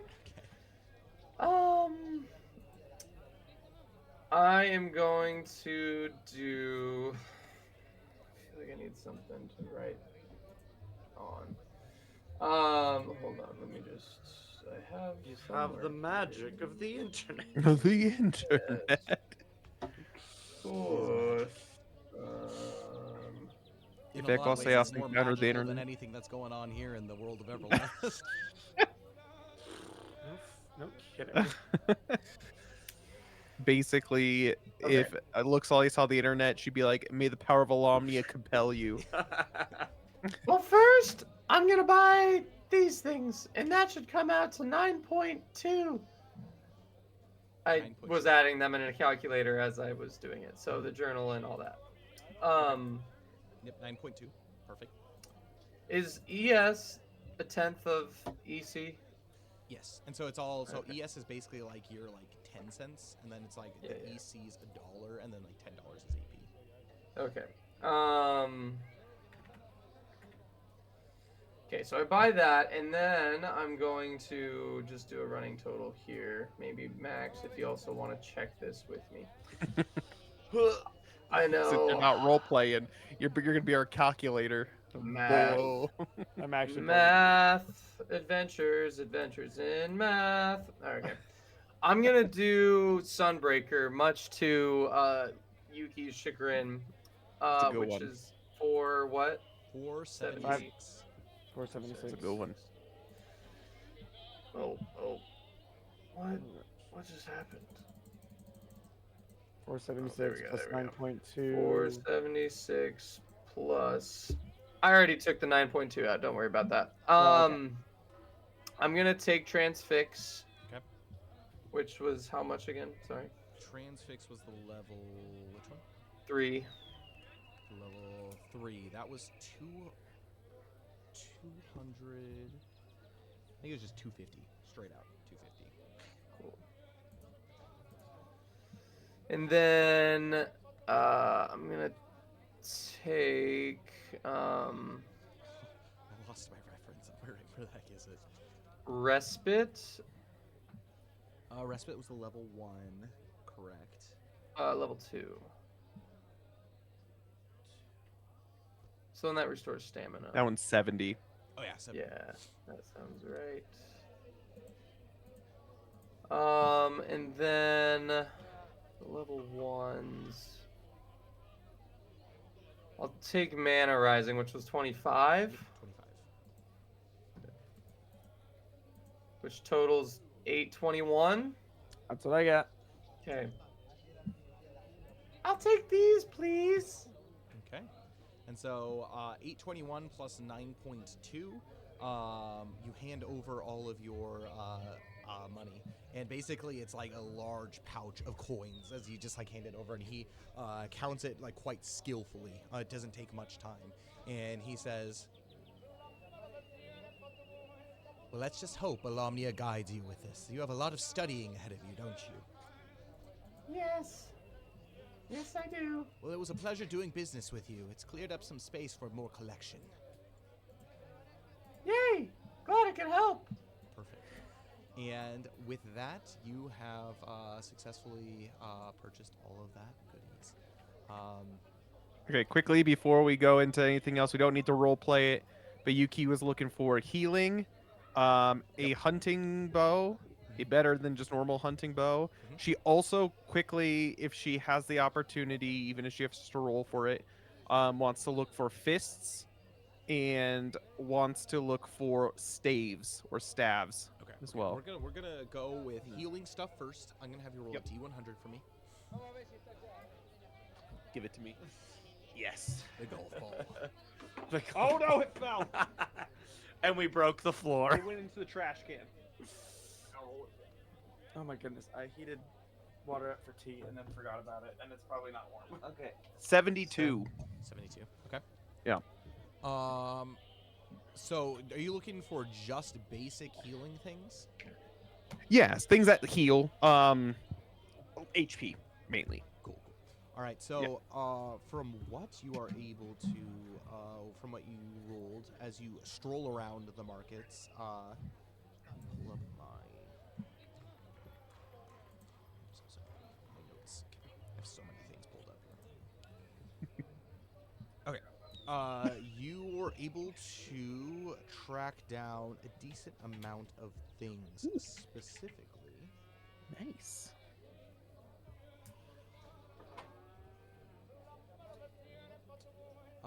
You find a bottle of improved Okay. healing potion, Okay. and then you find basically vials of the rest of these. So you got an improved healing potion bottle. You got 3 reliable healing potions and 2 simple healing potions. And so essentially, all in all, that's going to be 30 EC for the vials of simple. 2 for the reliable. So 2. How many vials did you say? 3 for the simple healing potion, 2 for the reliable, which are 20 EC apiece. And then there's a bottle of improved healing potion, which that's going to be a total of 90 EC for just the bottle. She'll take all of it. So what does that total to? 30, 40, 50, 60, 70, 80, 90, 100 exactly. EC. Okay. Dang. Nice. Even the one that's 90. Oh, no, so that's just one of them. So Yeah, I'm gonna take that too. you're going to take just the entire, so it's an entire bottle. So it would be 90 plus, I think, 20. And that's so, improved bottle. Yeah, improved healing potion, so that's just 40 hit point heal. So that's going to be 90, 110, 130, and then so 160 total. Cool. She'll take those. And with that, you're able to get that. And then the last thing for weapons specifically, I'm going to have you roll a D100 for me. 85. 85. 85. Thank With you, Cole, that, for the birthday present. Like 2 years ago. It's coming in handy. What Is I this a do? birthday present? You got me the D100. Freaking golf Oh, ball. yeah. Glad it can help. all right, D100, so that was an 85, you said? 85. 85, yeah. Okay. Well, so specifically you're looking for what? Staves? What? So staves, hunting bow, and fists of sorts. In this area, it's probably going to be less like Jordan's Anvil would be where you would go specifically for something like fists, like kind of like an iron type clad something. However, there is a bow maker here, and there are basically woodworkers that are here, and so you're able to find staves, and also you're able to find bows as well. One of the bows that you're actually able to see is a bamboo short bow. This is something that is quite, you could tell, never been used, and probably most people that are here in Hightown aren't warriors, and so you could tell it's collected some dust. It's been sitting here for quite a while. But it's a bamboo short bow. And then as far as staves are concerned, you actually see a bamboo staff as well. Okay.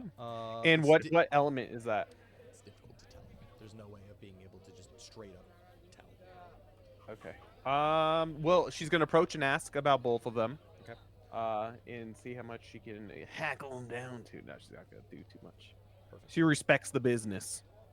For the bow, it's going to be about 1,500 for the short bow. And for the staff, it's going to be 2,200. She's going to go and see if she can haggle a little bit and get some money off for the trading. So she'll approach and she'll say, "Hi, it seems like these have kind of been sitting for a while. Is there any discounts you can give on them?" Looks at you and says, "What were you thinking?" Well, this bamboo longbow or short bow, I mean, I can tell it's good quality. My friend has a bamboo short bow, and it has served him quite nicely. I mean, if I could get on for under 1,000, that would be very helpful. But I'm actually more interested in the stave itself. What's the best you could do on it?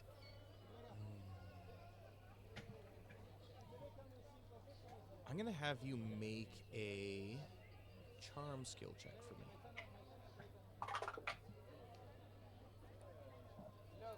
18. Also, just so y'all know, I gotta head out. But Great shopping. thanks for the shopping episode, and I'm excited for these new arts. Heck yeah. Heck yeah. So Cool. thank y'all. Appreciate it. Sorry, I got work in the morning, so I Sounds have good. to Thanks, bro. get some Appreciate it. sleep, but Good night, Cole. see y'all. That cool. He so 18 looks 18, looks to you and kind of like caresses his face, and he goes, like you said, If it makes it. they've been sitting here for some time. I would like to depart and clear up some room on my shelves for stuff that perhaps the more common person would be able to use. Are you interested in gems as well? I've got a few gems that I could part with. No, I'm a simple woodworker. Okay, sounds good. Anyways, so what were you thinking? Since I have been sitting. I could come down to 1,800. I can't go much lower than that. The cost of bamboo in these here parts is, well, it's quite expensive, you see. It comes all the way from a very select region in Glyven territory. We don't get very many Glyven ships that come through here, so this is a work of art. It has been here for some time, but I pride myself in it. I see. And Yuki takes off of her back an ash staff and hands it to her and says, "How much do you think you could take off if I also trade this in as well?" Where did you get this? And as he's examining it. Yeah. I think I bought it in Port Grandium. I think. I can't remember, but I think it was Port Grandium. Ah, yes. I haven't used it. I was planning on training in it, but unfortunately, I haven't gotten around to it. Oh, yes. He turns it over. He's like, it is that of the Empire make, and he shows you the bottom part of it, and there's like a small like burn kind of like place where it's basically like everything that is made in the Empire has kind of like an embargo stamp on it. Oh. And he says, yes, I can see that. It is legal, and it is something that I could sell here quite easily, I think. I could shave 500 off of that price. And Yuki kind of squints her eyes a little bit, so that would bring it to 1,300. 1,300. Well, it is a gift, so I think that it would serve me well. I appreciate the business, and she hands over the 1,300. Yuki makes money, immediately spends It's all all of good. it. It's all good. You can go ahead and add to your inventory a bamboo staff question mark for the element. Okay. Sounds good. And then gloves or punching things is the last thing. So you would head to Jorn's Anvil. I'm gonna have you roll another D100 for me.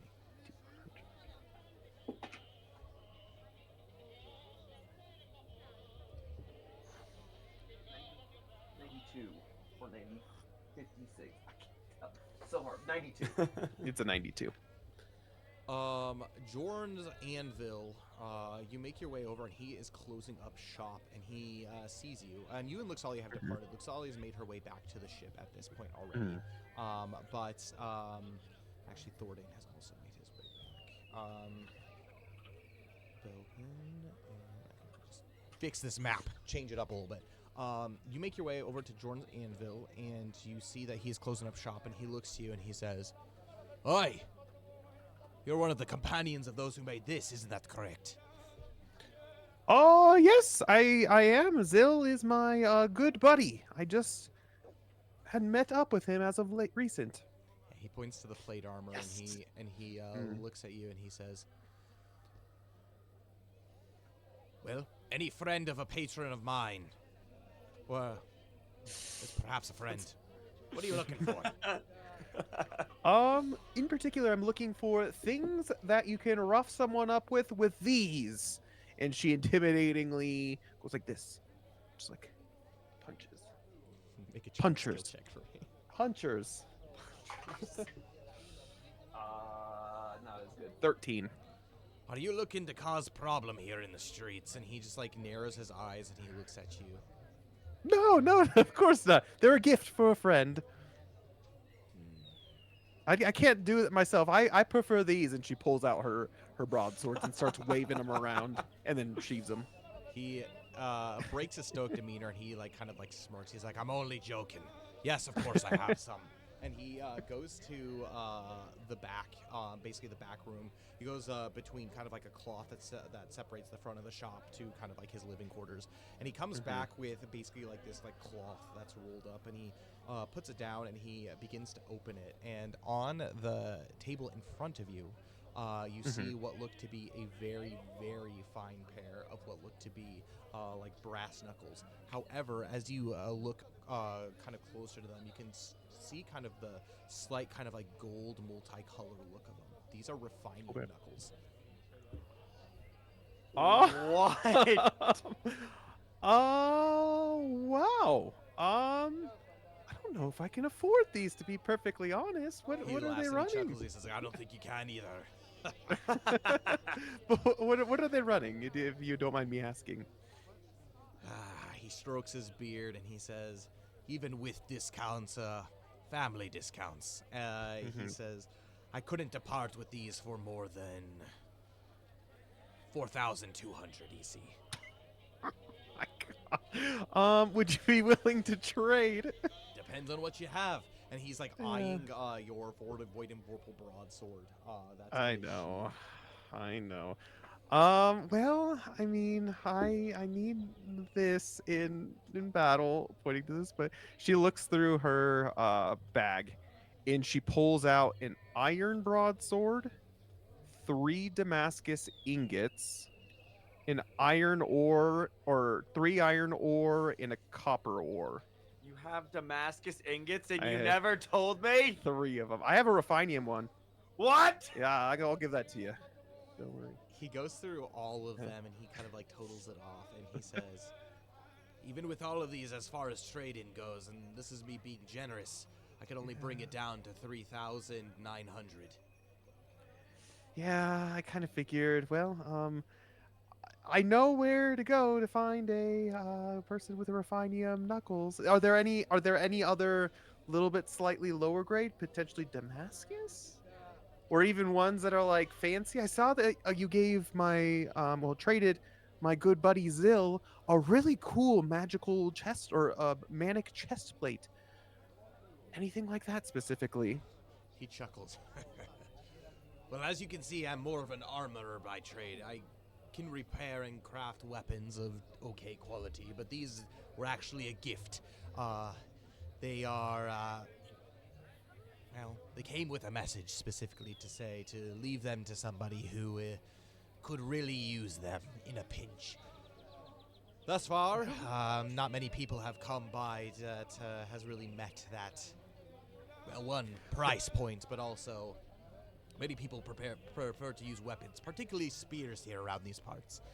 But, no, I do not have any other of these kind of make of weapons." That is fine. Well, at the very least, what I can do is I can tell my friend who may potentially like these that these are available here. He specializes them in particular, but he's currently not with me at the moment. But I can relay the information. I appreciate your time. Absolutely. And with that, you head back to the boat for the evening. And with that, we're going to take a brief break. I got to use the restroom. So I'll be right back. We will be back when you guys see me come back. So, Sounds good. Great. all right.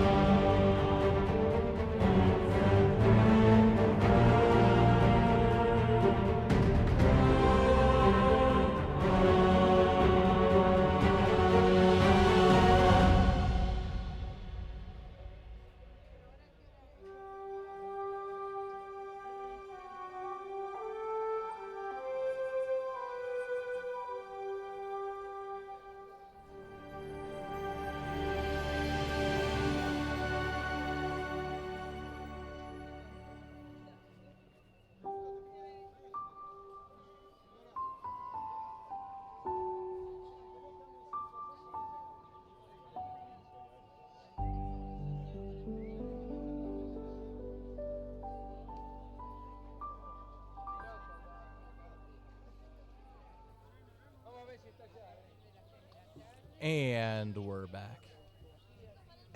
Hello. All right, I gotta actually pop up. I don't know why I didn't do it, but I'm gonna pop up Luke Salia's chibi character. Chibi.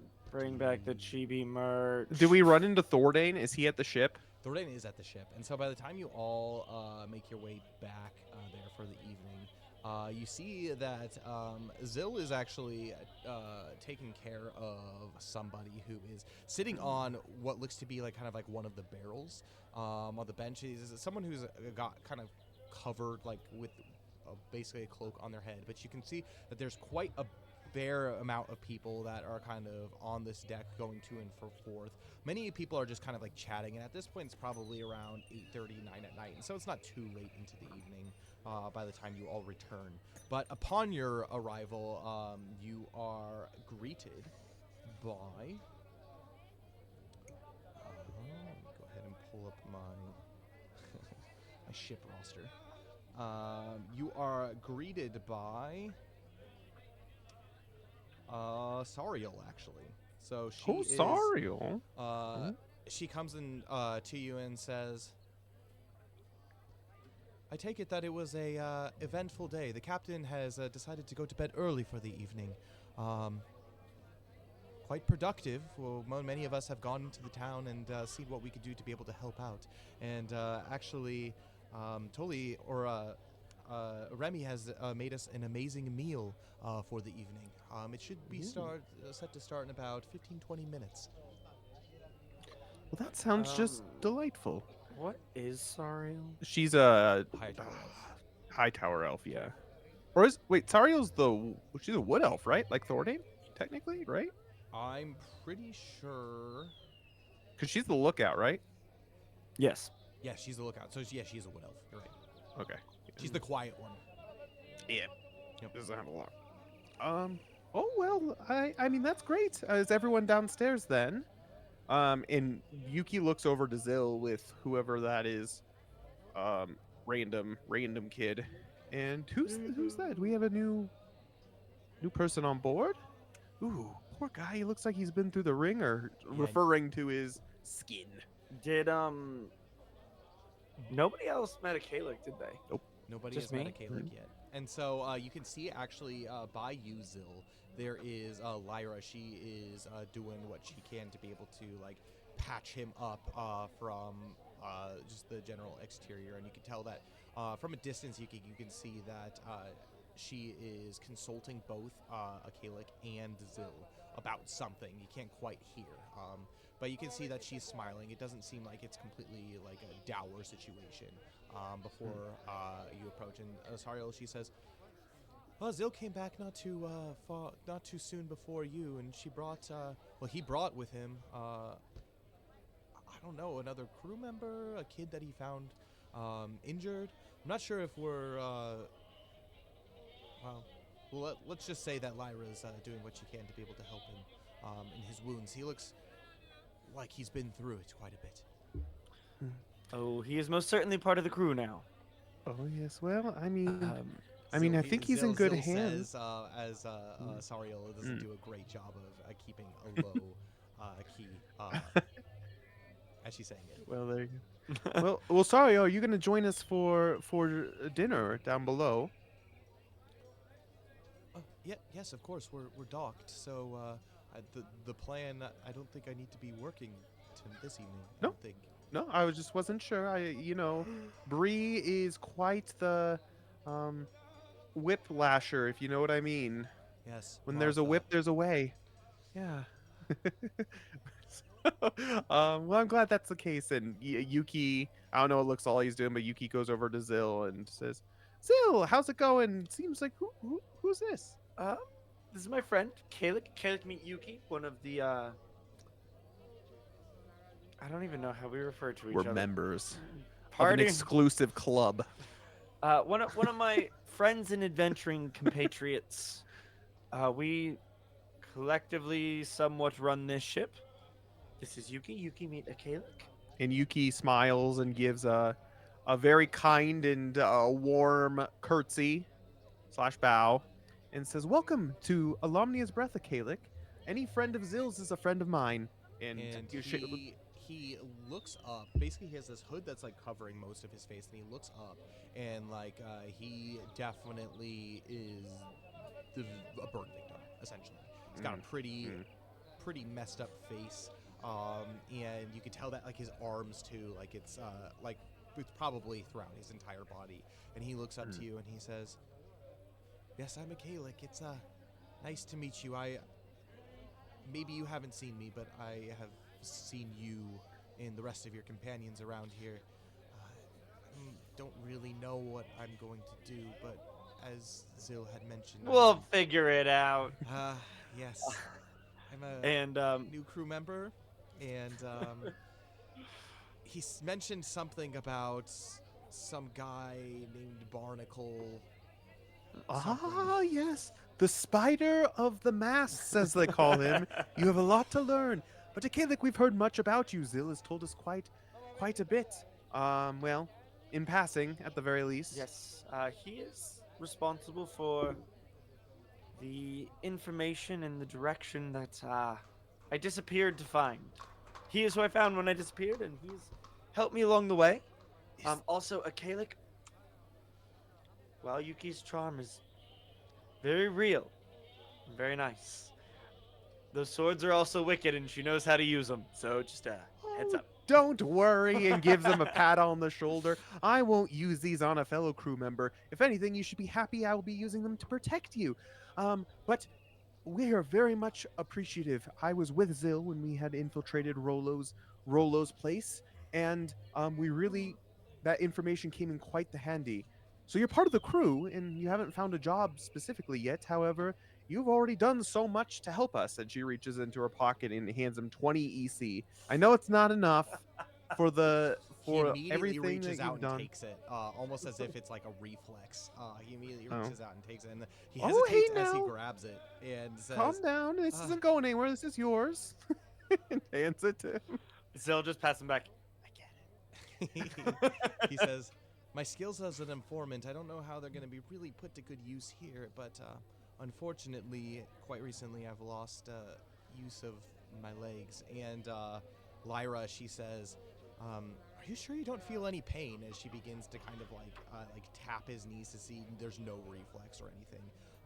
And she examines like his body, and you can tell like there's kind of like a discoloration like in his skin as she's kind of like looking at it, like his lower back, and she's like kind of putting her hands like on like kind of like his spinal cord and whatnot, and it's clearly like misplaced, like there's some broken. He's like, "Are you sure there's no pain?"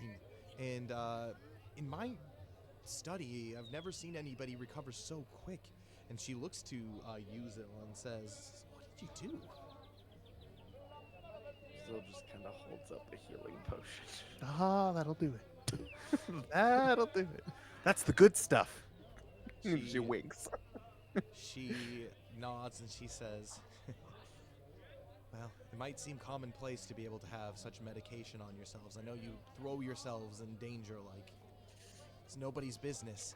But I want to let you know, Akalik, that this potion that Zil has used on you is quite rare and quite expensive. Very, very few people have this in their stores to be able to just use."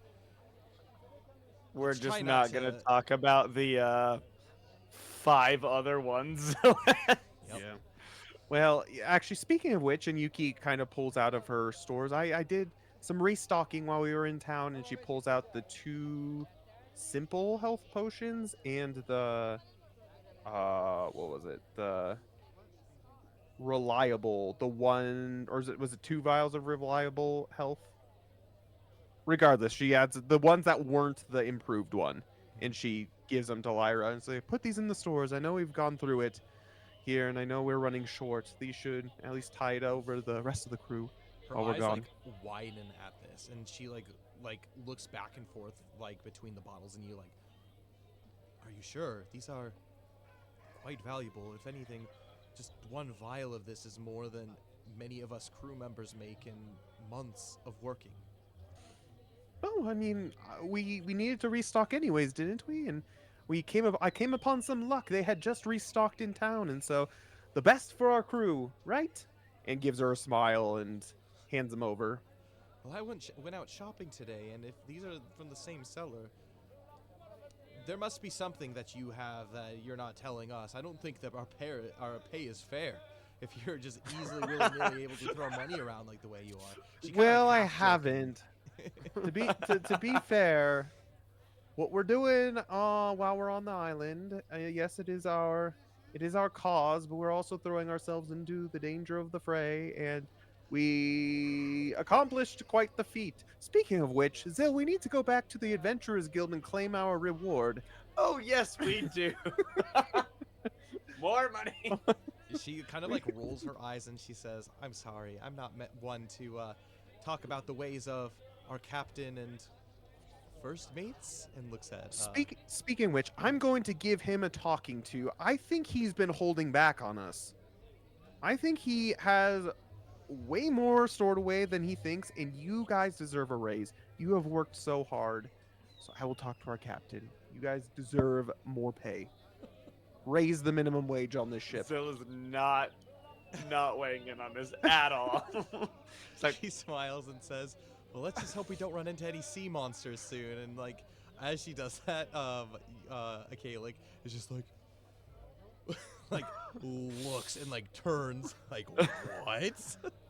Don't worry, Akalik. We got good Yelp reviews.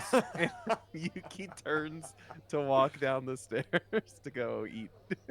Akalik turns to you, Zill, and says, "Isn't the Yelp what somebody says when they're being attacked by something?" yeah, just don't worry about it.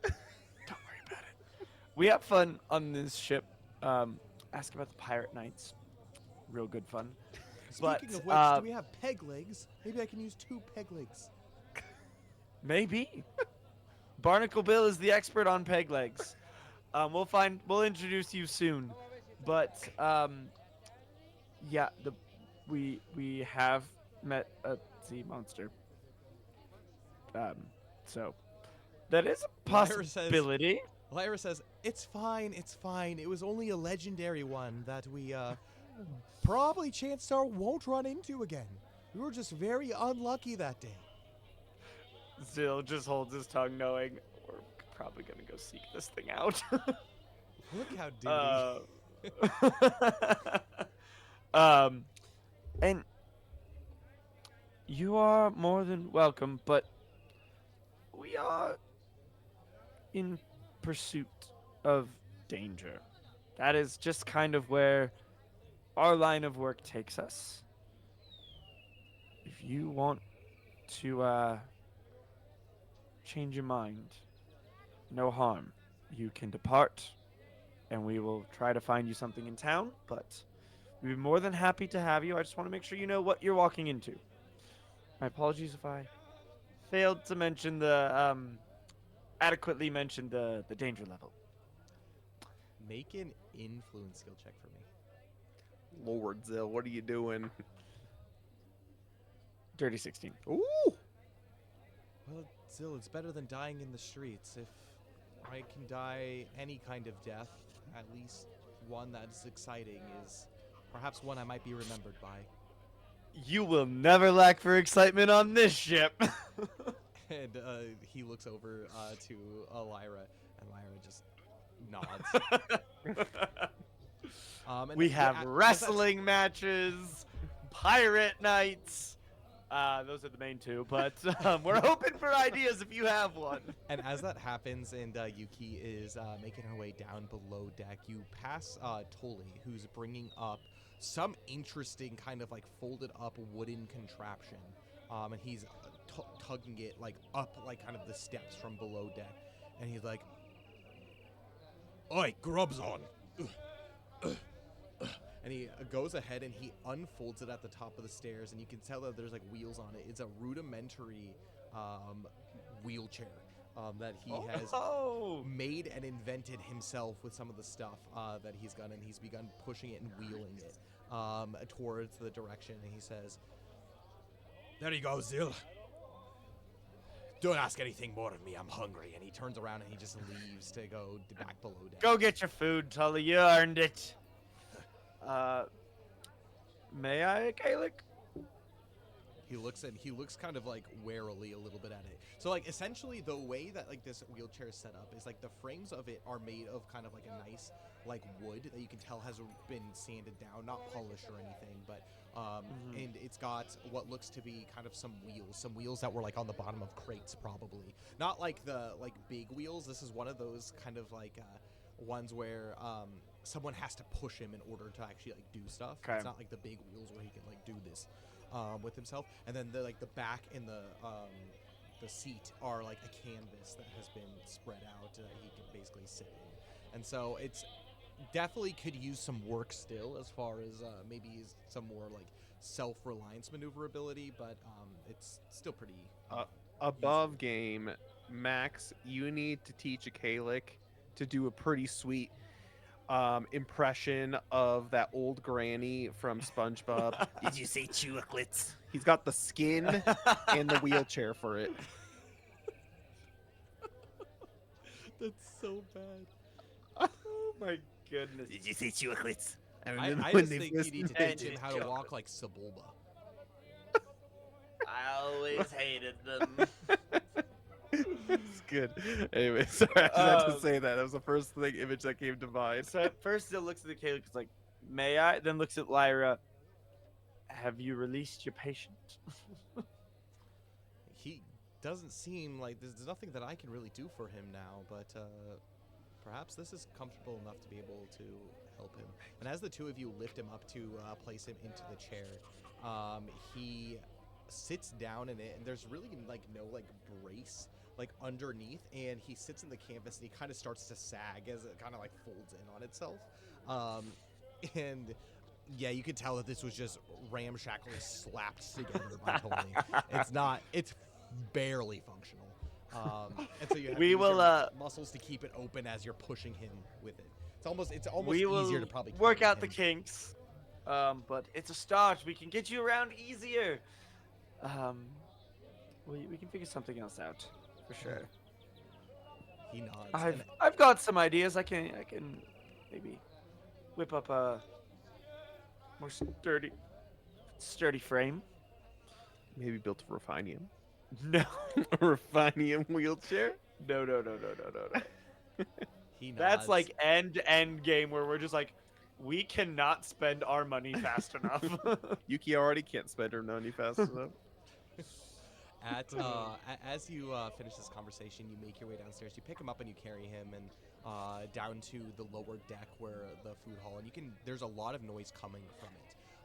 Everybody basically is gathered here, and as Azil, you enter in with a Kalik. You see that Yuki and Luxalia and no Belbin, but Yuki and Luxalia are down, and pretty much all of the crew is there as well. And Nalith here on the other end, he has a tankard of what looks to be ale, and he holds it up in the air, and he's like, "Huzzah! Huzzah! We have a new crew member!" You can tell that he is starting to get so washed at this point. He says, "Do we have a feast tonight?" And he introduces Remy, and he's like, "Our own specialty chef, Remy, what do you have on the menu tonight?" And he makes his way over, almost as if like he's like introduced himself as like part of the crew at this point. And Remy, she looks around and she says, "I don't see the captain here yet. I don't think we can start eating." And as you look around, you notice that no, Thordain is not here. But she says, "But as far as the meal that we have tonight, we actually have quite a feast." And she begins to explain the entire spread that there is. Because of all of like the boats and stuff that are in here, and people are kind of discounting their prices to kind of help the people in the city, she went shopping and she bought a bunch of stuff. There is all kinds of delicious seafood, some fresh lobsters that have been caught. In addition, there is all kinds of fine steaks. There's a full roasted chicken, like gigantic roasted chicken that she was able to get. And the smells are just like absolutely incredible. All kinds of vegetables from all reaches of Everlast, from radishes, from delicious giant carrots, all kinds of delicious things. We even have a homegrown vegetable on board, too. Yes. That's so bad. Ugh. Well, God bless us, everyone, is all I have to say. Tiny Tim. But there's even noodle dishes. You can tell that she went out and bought like nice flour and for like pastries and that kind of stuff. And it is quite the spread. If you went out, this would probably cost tens of EC per person in order to eat. But this is a special occasion. And as everybody sits down to eat, the door opens, and Thordain, he saunters in, and you can tell that there's a large smile on his face, almost as if he is like on top of the world, looking down on creation. And he takes his place at the head of the table, and there's a nice kind of upholstered, like almost like sofa chair that he sits down in. And he's got a pirate hat on, like a trifold pirate hat on, and he says, "Everybody, quiet down now, quiet down. Today is a day for celebration. I have almost lost my life last night. Or 2 nights ago, perhaps. Was it last night? I think it was last night. Last night. And today is a celebration of life. Your captain lives. Many of your crew members live." And he looks at Kalik, and he just kind of like is just like, "Guests?" And he also points to Nalathir at the far end. "I haven't felt this good in what seems to be months, maybe years. We have done a good thing for this town today. Yes, much of it has been destroyed. There are ghosts and skeletons and that kind roaming afoot. But demons have been banished. And he gives kind of like this big smile on his face, and he looks at all of you, and he says, He's just like, "What?" And he says, "Life is good. Until tomorrow we shall set sail." And he looks actually specifically at you, the basically the three of your eyes, looks all Zil and Yuki. "After we have some unfinished business to attend to, which shall remain a secret. Captain's secret. We are no longer in the business of simple cruises, but we are in the business of becoming heroes. Each of you that have a seat at this table, you are heroes. Everlast. The fate of Everlast relies on all of our shoulders. It is a heavy weight. Can you feel it?" Yuki looks over to Zell and says, I don't think this is the charisms of Pietric. Where has he become so jolly?" Zill would be inspired if he wasn't too busy trying not to laugh. He takes his hat. He takes his hat off, and he sets it down on. Basically, it's like hovering, and all of a sudden you see a Barnacle Bill running up with like a silver tray, and he has it. And Thordain puts his hat down on the silver tray, and Barnacle Bill kind of gives like a bow. Is he a bishop? and rushes over to the side and plops it down into the corner, the silver tray on the floor in the corner, and he sits back at his seat, and he goes, "How's that, Captain?" And you can see that Thordain, he looks and he's just like, "This guy never gets old." And he I stands think up. he got old a long time ago. And he stands up and he takes his drink, and he says, "Don't worry, I checked the wine earlier. To a toast, to our crew, to everybody here.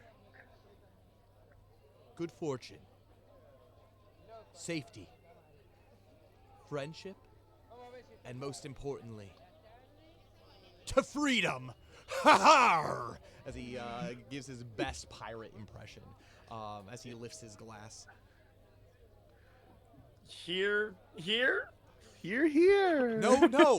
Ha-har! Ha-har! Ha-har! And everybody, like, very uncomfortably Ha-har. ha-hars.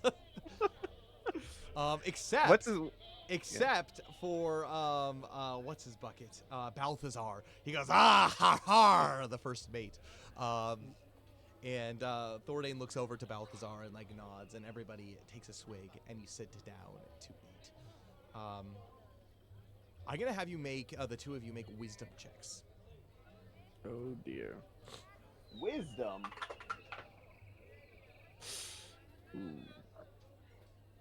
Wisdom 5. Ooh, nice. No, sorry. 4. Where's the wisdom? Oh, it's extra knowledge. 11. There is Thordane is being Thordane in this moment, at least to Zil. However, Yuki, you see that there is something interesting about him. This is not typical Thordane behavior, even more so than him like being drunk or anything like that. Like it seems like there is like a spirit, like his spirit has been lifted somehow, and this closed up scholar that he used to be seems to have been released, and true comfort seems to has taken its place in his stoic demeanor. I see.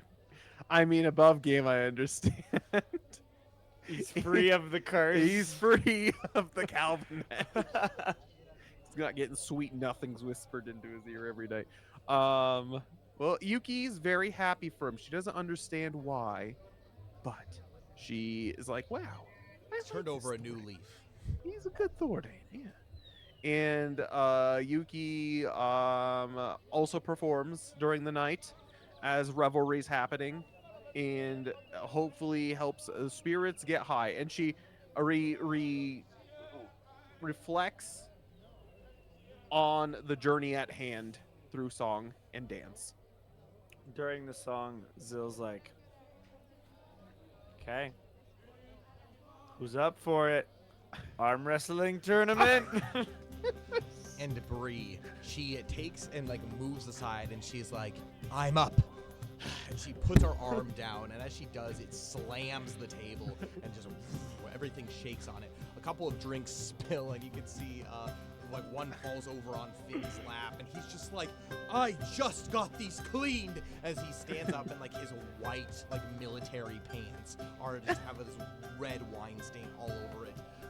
And he begins to dab it, and he says, "This will never come out," as he looks up. But Bree, she's like, "Third time's the charm, right?" Right. What's Brie? She's Brie. the with Martha. With Martha, the Yeah, but what race? oh, she's human. Yeah, she's human. Yeah, she's human. Okay.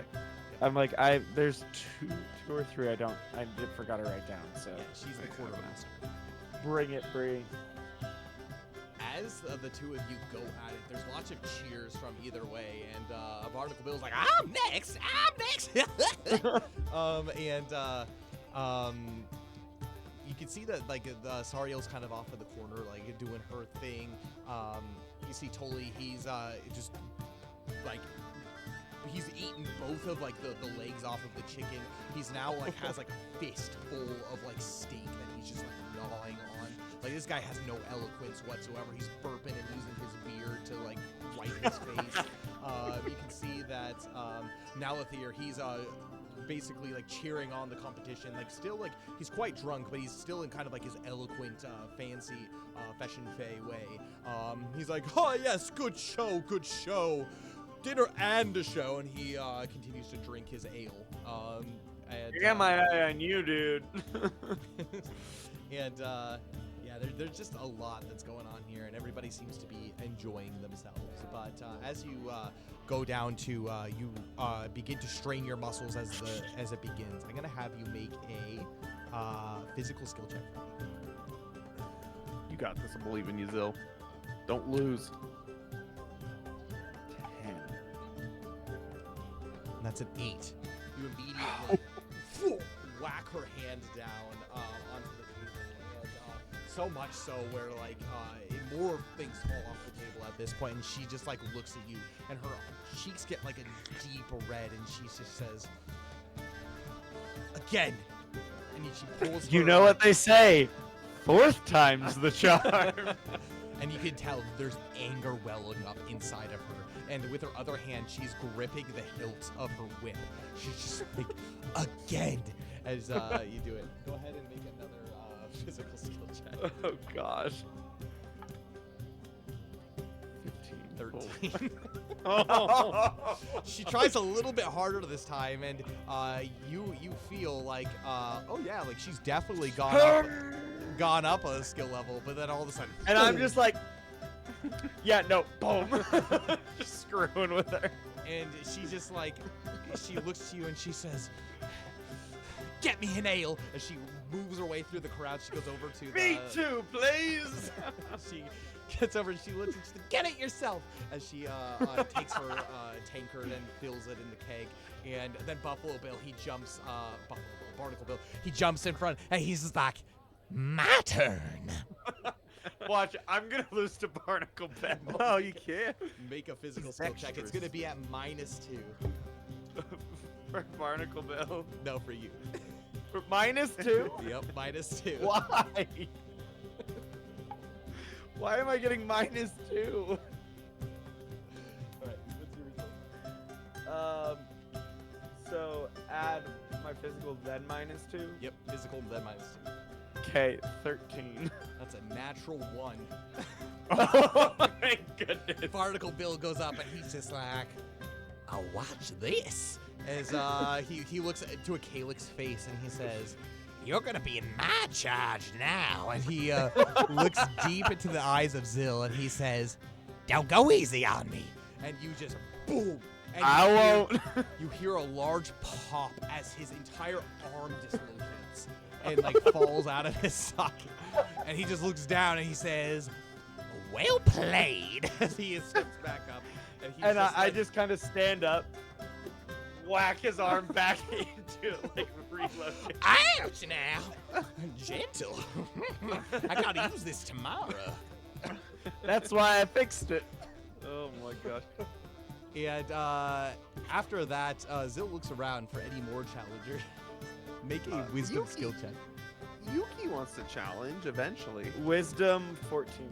14. You look around and many of the faces either seem to be just enjoying the show or not so much. And your eyes settle upon Tully, who's just eating. And you have the idea that perhaps he needs a little bit of humbling. Tully, you're next. Stops halfway through his next bite. He looks up to you and he says, "I've been waiting for this." And he like slaps his meat down onto the plate and he goes over it. He doesn't even wipe But his hands. He's first- still full of grease. Some ale. Ooh, as he just like slams an entire tankard and he says, Well, I just I'm grab the ready. closest tankard. I don't care whose it is. "It's an Alathir." Just grab the closest tankard. Now, cheers, Tully, to an honorable fight. Down it. And Let's as do you this. drink this, you sense that there's like a hint of sweetness in it. Nalathir has been spiking his drink with something Oh in my- his flask the entire time. And it's something that is stronger than anything you've tasted before. It's something that'll get an elf to the point where like they're starting to be tipsy. I'm gonna have you make a fortitude survival check for me. What have I just done? Yeah, you just drink poison. 10. All of your skill checks for the rest of the night are at a -4. Oh my. With a 10? Oh With a 10. my god. Ah! Wait. Do I have anything for this? Just accept your fate by Who drinking has a the remedy? devil wine. Who has an antidote? The devil I wine. can't be poisoned though. It's not poisoning. Okay. It's not poisoning. You're like, what is this? I've never felt like this before. You No. can't be poisoned? Not as long as I have one use of runic speech left. Oh my gosh. And Zill is just like, that's good, and he is room is here spinning. for it. And he got, and then now I haven't felt like this since Helix. there's plenty of more where that comes from, my friend. But first, you must win. Maybe He a puts it back victory into drink. his- I'm so screwed. I'm gonna lose this. And Toli, he puts his hand down and he's like, I'm ready. Are you ready to be humbled, my friend? As he puts his arm out, and his muscular forearm begins to ripple as he's ready, and he's got his hands are greasy and Ah, juices nice to from be the meat are true. dripping down. Go ahead and make a physical skill check at a -3. Okay.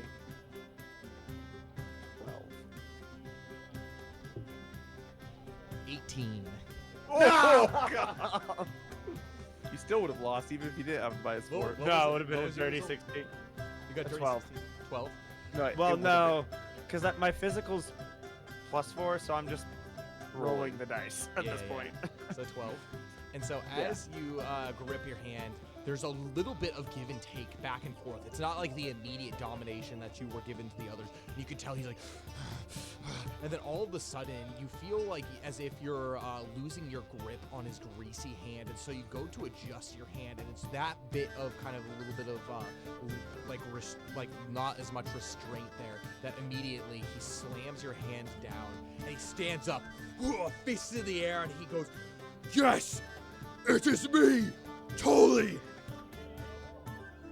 arm wrestling extraordinaire," as he goes through and he says, "Give me that drink, Nalathir," as he fills his tankard in Nalathir, and Nalathir, he looks and he goes, he takes his flask out and he pours a little bit, and then he drinks it, and immediately his eyes go wide. He goes, "And that's good stuff," before he passes out onto the ground. Right?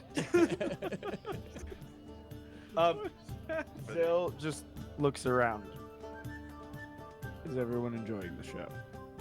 Everyone's having a splendid time, at least from what you can tell. Barnacle Bill, he's still doing kind of this thing where he's like swinging his arm back and forth to try to get it to feel right. Doesn't quite feel right Kind yet. of as he's muddily processing his defeat, seeing the enjoyment of the crew. No need to stop now. Who's next? Yuki comes up and she's like, okay, so she hasn't been drinking quite as much. She's still pretty good. And she turns to Akalik and says, "And you've befriended this buffoon. All right, Zill." Physical skill checks for me. Again, Zill's still at a -4. Good luck, Zill. Oh, but there's no way. 19. 4. At this I point, feel- fatigue has begun to set in. Yeah, yeah, yeah. absolutely. I feel like the table needs to make a fortitude survival check. Go ahead and roll damage. Just kidding. As the hand, like you don't even like you have your the greasy hand. It's a Yeah. little bit gross, but like I mean, you feel this. presumably knowing Zill, I am still fully armored. Oh yeah, absolutely. I am and denting the table. you begin to like grasp each other's hands, and you can feel like a chill from Yuki as it begins to set into kind of your fingers. And actually, Ooh, it kind of refreshing. feels like it's waking Good. you up immediately. And Akalik says, "Go!" And immediately Yuki, boom, slams your hands down on the table. And And there is no from resistance. the- There's no resistance at all. what would this be? The pauldrons? Yeah, Yeah. No, pauldrons are shoulders. gauntlets. Gauntlets. Gauntlets. There's a new massive dent shaped like my gauntlets in the table.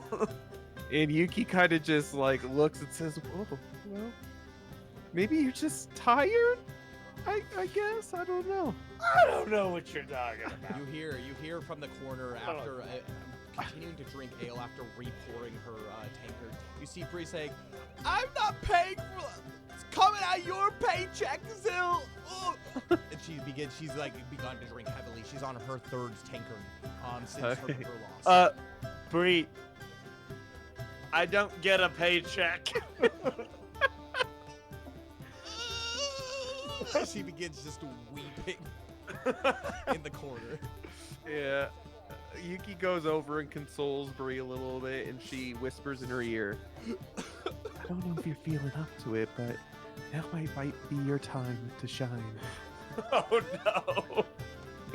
And she gestures over to Zill. This is your time to shine, Bree." If I lose now, I will never be able to look how drunk he is. Well, you're an even match then. touching by the streets of you. Go get him! And she hits her on the back of the back. Make an influence skill check Wait, for wait. me. Oh god. Dirty 16. Fine! Ugh, she slams her tankard down and she's I want the rematch! 5th time! It's the charm! Fifth time, let's go! She's probably rolling at a -4 as well. Yeah, she's definitely got minuses going on here. She looks at you dead in the eye zone, says, "It's on." Like Donkey Kong. I don't know. 6. 7. It's a close fought battle. The two of you, just in your drunken slurries, going back and forth, and just barely you're able to pin her arm down. And she looks at you, Yuki, and she's like, "How dare you!" And she just storms out of like the quarters and like goes like you can tell she dun, dun, dun, dun, and you hear a door slam somewhere off in the distance. Oh my goodness. He turns to Zil and says, I don't really understand. What beef do you two have? I don't really know. It also seemed like Tolly had beef with you. What have you been doing, Zil? Wrestling. lots of wrestling. Is it just because you look like an innocent boy or something? I don't know. Just humbling all these people. It's important times like these to remember that Zilla's approximately 5'4" Yeah, I know. and 130 pounds. This dude is tiny, He's not big. but is like magically beefy. Yuki actually takes the time to get up and go over to Thordane and talk to Thordane and says, Thordane, our captain, thank you for providing the entertainment for tonight, and what a rabble-rousing speech you gave. I worked hard on that speech. I'm feeling good these days. You can't thank me for the entertainment. I think Zil has everything to do with that, though. He Zill is just entertaining. points at him. He's entertaining for sure. But I've actually been very curious. What exactly did you and Pietrick do while we were gone? Didn't I tell you? We were No. fighting skeletons. Well, But you didn't have any lot more of armor. what we had encountered at the, at the temple. You were only wearing a ruffled shirt and had a replica sword thing. No. You remember, you gave me this, and he hands the bow back to you. Oh, yeah. The short bow. How about that? The short bow. Ah, yes, the short bow. Well, I'm glad it could come into some use. I'm still not very good at using it. Speaking of which, you got all your gear back, didn't you? I did. Most of it. Most of it. What else? What didn't you get? He smiles and he says, "Let's let bygones be bygones. It's time I turn a new chapter in my life." I'm not really sure what that means. What exactly do you mean about that, Thor? I know you never used the sword, but it's a pretty rare sword.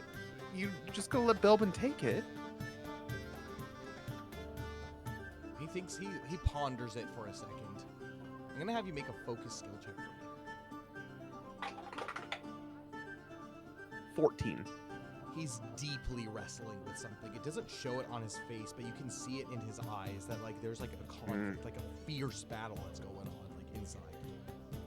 He remains quiet for a moment, and he kind of like the flame kind of goes away as he looks like deep into your eyes, and he says, "Things are quiet, aren't they?" No. He looks to the rest of everything going on. Seems pretty rowdy tonight. What do you mean? Seems quiet. It seems as if for the longest time, even whether I was deep invested in study, whether I was sleeping, whether I was enjoying frivolity like the rest of you, everything just seems to be noise all of the time. And now Noise. I feel as if my mind is at ease. Do we need to get you to a doctor or something? Oh, pish posh, I've never been better in my entire life. What do you think the cause for this is? Oh, I know exactly what the cause is. Oh. That is? I think Belbin's in trouble. Yuki cocks her head and is just like, I mean, I know he is trouble, and he's not here. But I don't like that, what you're saying. What do you mean he's in trouble? Well, we've been on adventuring for what? Almost 2 years now together. Yes. We know each other personally, right? Mm-hmm. Yep. And I would say so. what am I known for? Oh, you're a man of science, of course, and you are very good at what you do, your craft. You're very good support. You help us all out, and you are a philanthropist as of late. Am I now? Yes, you've been very generous as the captain of the ship. In fact, you actually promised the entire crew raises when you got back today. Make an influence skill check for me. What? Yuki being shady. 12. Not I great. don't remember that, but if you say it, it's true. You never lie, do you? Never. Well, I don't. I always keep a promise, is what I say. You gain 1 point of misery. Ah! Oof. Well, if what you I say always is keep a true, then promise. it must be true. That's not what I said, Thornton. I said I always keep a promise. What I did say. He kind of Anyways. narrows his vision, and he says, I remember when I first saw you lot, except Brazil. Down in the subterranean, you were wearing nothing but slave rags. Yes, that's true. We forged our bond in battle. We saw an ooze. I believe he said his name was Oozington? Oozington, that is correct. Oozington the Ooze. Yes. Yes, he was quite a fearsome foe. Fearsome indeed. But I do think that fellow was reasonable to a degree. Yeah, he talked, didn't he? Kinda, sorta. Trying to think back. Reasonable as in Well, what way? he led us to safety before the cavern filled. And then we were brought into, well, a cavern of spiders and many webs. And that frog fellow, Gloof, Oh yes, he fell from aloft, but luckily fell He's nearly right to here. his death,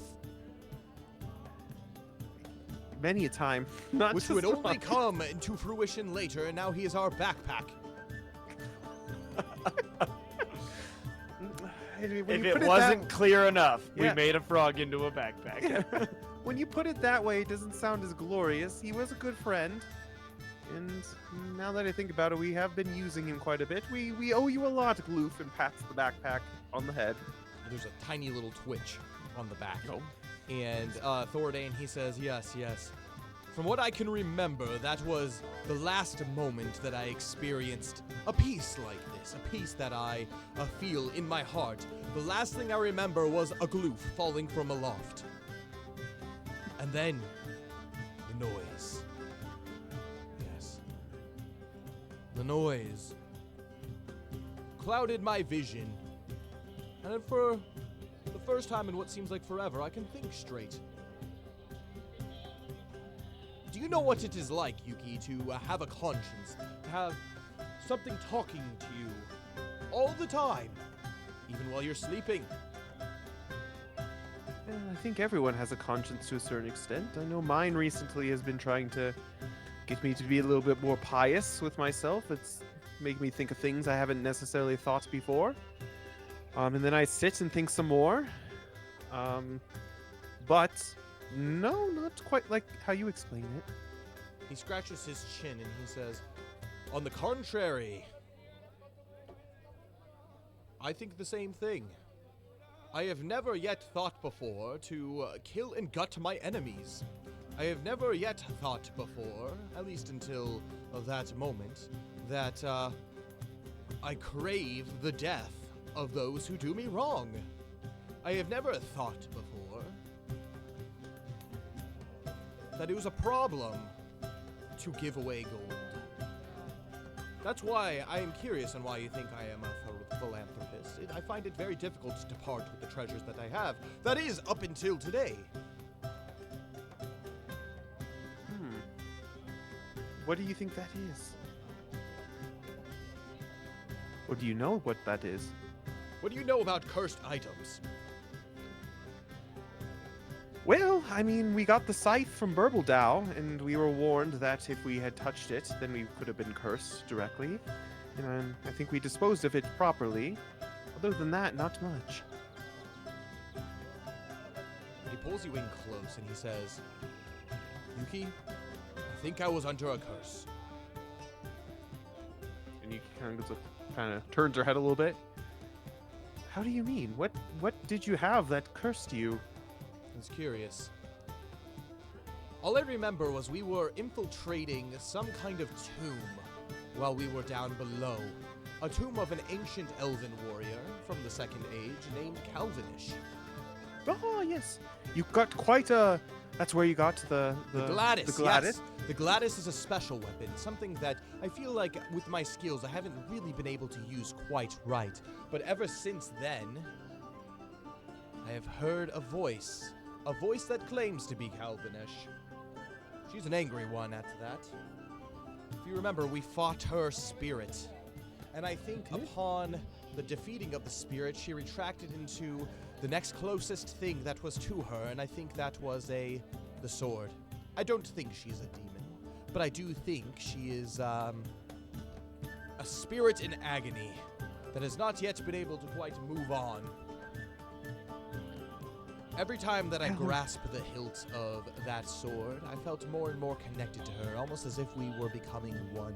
And then when it was forcibly taken from me, well, that desire to have her thoughts mixed with mine seems to be less.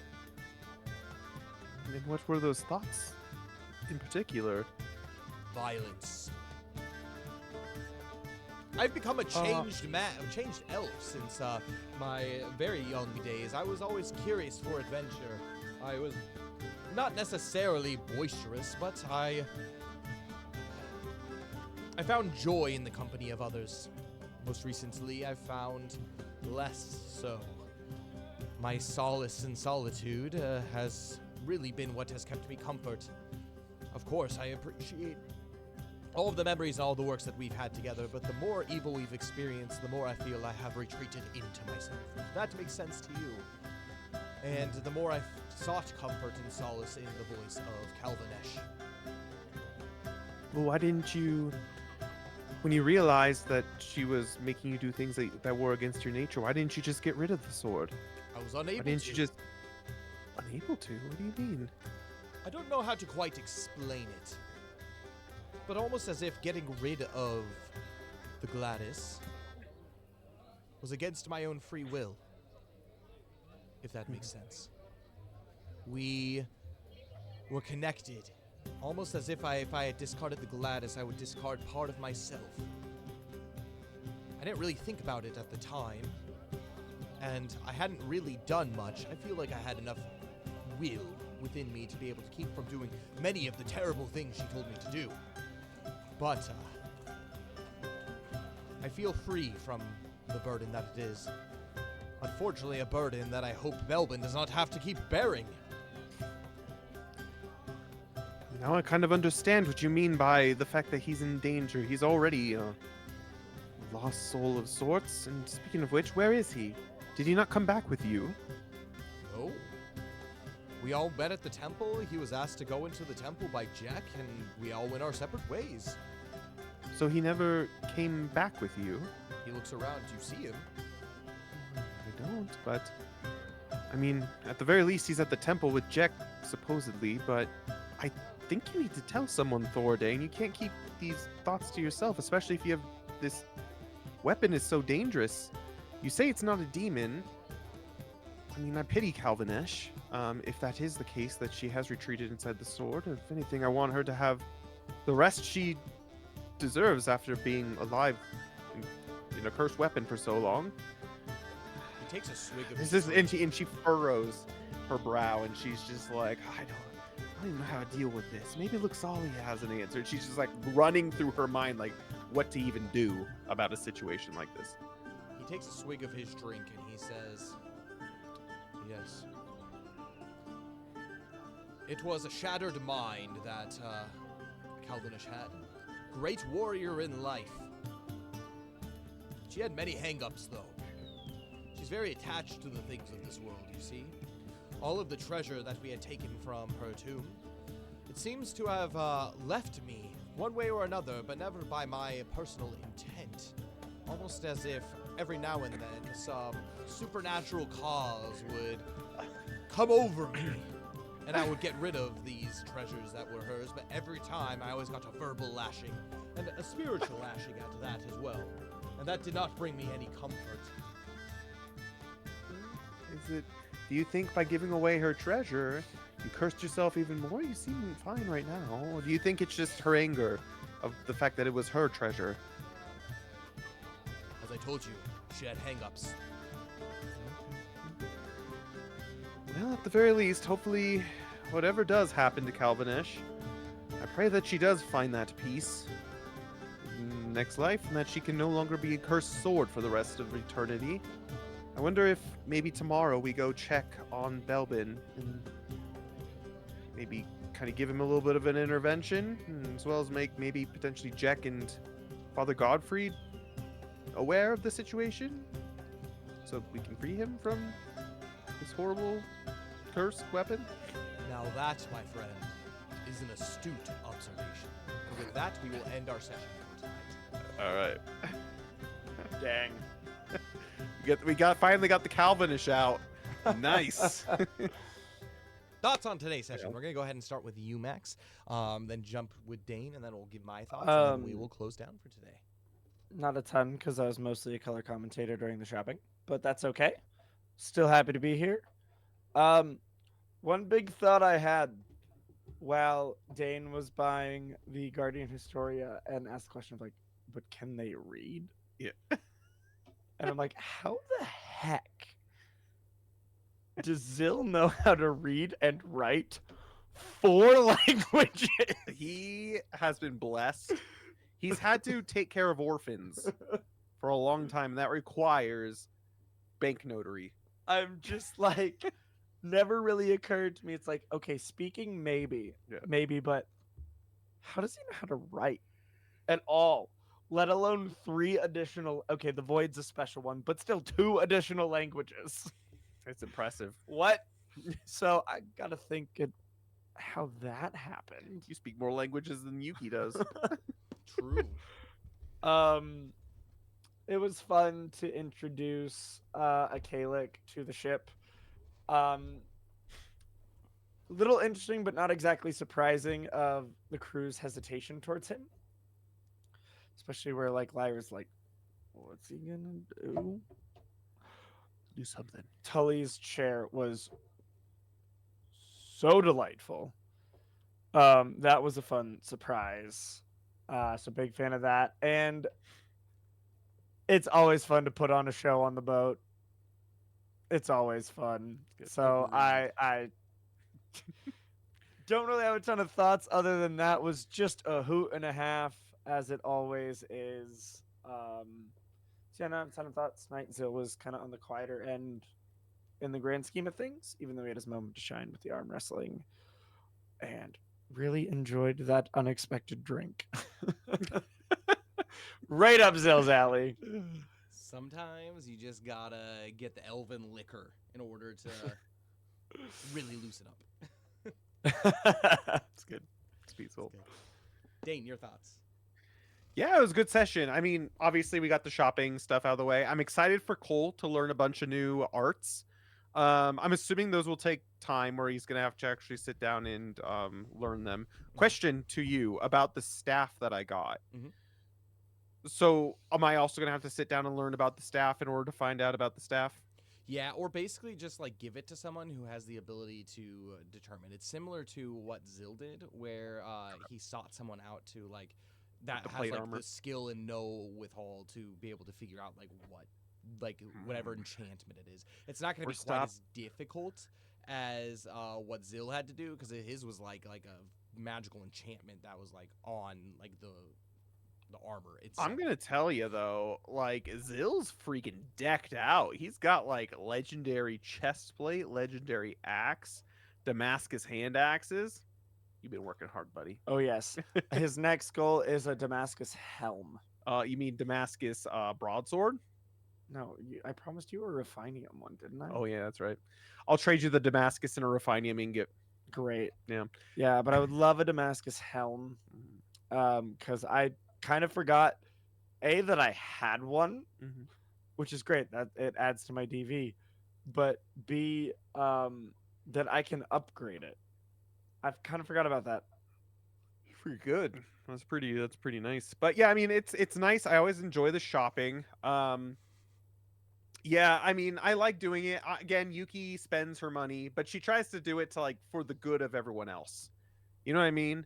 Like that's one thing she's always been as a character. She doesn't necessarily, I mean, she buys things for herself, of course, but she doesn't buy anything extraneous for herself that she feels like she doesn't need or like isn't immediately useful. She's more willing to spend it on other people. And that's just always how she's been, and she'll always be like that. So I guess it's good for the party because they get stuff because of that. As you can imagine, I'm sure you know that this stave is going to be a gift as well, and the knuckles were going to be, but that was just too rich for her blood. But yeah, no, I mean, I enjoyed the shopping, definitely, for sure. Getting back to the ship, I think was nice. In getting to, again, like as Max said, just the ship sessions are some of my favorite ones. Not a lot happens, but like the stuff that does happen is awesome and It's so hilarious, funny. and it's really good. Thordane, I like the fact that we got to find out about the Gladys, or at least Yuki got to find out about the Gladys and see where that moves forward in the next few sessions or so. Hopefully we can save Belbin from himself. Uh, you never know. You never know. Nothing's impossible, right? Um, but ultimately, too, I think we know a job for a Kalik. So at monasteries and at Walmart, there's someone who stands in front of the door and A lets people porter? in and out. Yeah, he could The be the greeter. porter of the ship.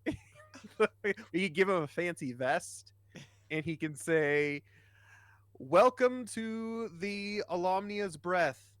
And then they'll be like, "Oh, thank you so much." And he's like, "What? What did you say? Did you say chocolates? I remember when they first he could just do that impression to everyone who comes on board. Amazing. I know. I was kind of mean to him today. Not Yuki directly, but I don't know. I just had a lot of funny images going through my mind. Uh no, a Kalik's gonna be good. The one thing I will say about a Kalik, and again, it shows where Zill is at with himself. Like he's also a giver at heart, I kind of feel, and he Just not with his money. not with his money, but like you can be like at the heart a good person. Like you want what's good for everyone, I Yeah. think. And regardless, I mean, you feel more for orphans and people who have Mhm. nothing. But I mean, I even feel like with the rest of the party, you're like willing to put yourself out there to do whatever you can to support them, you know? Yeah. And I think that's wonderful. And I think that's something that's great about the Alumnia's Breath. Like we don't really struggle with money. It's not like by adding another crew member is gonna like be a drain on our pockets. And if we can give him a life other than just being a street urchin, then that's awesome. Like Yeah. it's kind of what we did with Jensen a little bit. I mean, different, but you know what I mean. We gave him a purpose to continue to. Hey, he loved his grilled cheese sandwiches from his mom.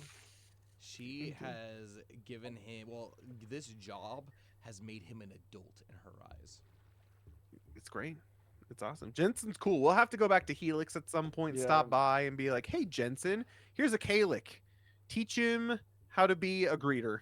Teach It's him also your ways. so funny to me how easy it is to forget, like, all of us, Mhm. regardless of how much money we have on hand, Hmm. is just carrying around a major fortune in potions Yeah. and gear and like our books and our resources, all these things that it's just like so normal for us. Like, yeah, we need to find more. And it hurts a little bit because it's like, oh, it's 10 EC. Ooh, that adds up quick. But we've got like over 1,000. Yeah.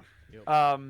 And then we mention it to our crew and they're like, that is like a once in a lifetime purchase. And you have 7 of them. And we're like, right. Adventuring is dangerous, but it pays well. I always kind of forget, Yeah. like, and it doesn't even occur to Zill. Like, in out of character, I forget, like, right, we're freaking loaded. But in character, Zill will never feel like he has enough. Yeah. He just never will feel that way. Yuki's the opposite. Quite literally the opposite. She feels like she has more than enough. But no, it's interesting. I'm curious. I'm very excited to like start using like the pen and paper and writing more. Um it's just one thing she's been thinking about in her journey is I mean, this is I guess kind of above game. Like she hasn't mentioned it to anyone either, but she um misses home, I think, a little bit deep down, and so she wants to write and she wants to say like, "Hey, parents, I've been gone for this long. I'm not dead. Don't worry. I'm still alive and doing good, doing Alomnia's work." And even though she didn't leave on this the best terms, but she's realizing the important things in her life, and she wants to try to right the wrong, make things good. So it was good. It was a good session. It's a great session. I had a lot of fun, and like especially like talking about like how a big chunk of like the first part of the session was literally just like shopping and stuff. I want to say like you guys were rolling hot on those loot tables. Take advantage of them when they come, because like that's not always the case. I mean, shopping That's opportunities can be a dime a dozen, but like those like rolls on the loot tables were like you guys were having like once in like 20 like Well, shopping experience like luck. I was, and that's actually why I ended up buying the staff. I was actually, when I heard those prices, I'm like, oh, it's like almost all my money. And I'm like, I got to get one of them at least, you know. The Yeah. short bow would have been for me, but I can't use it yet.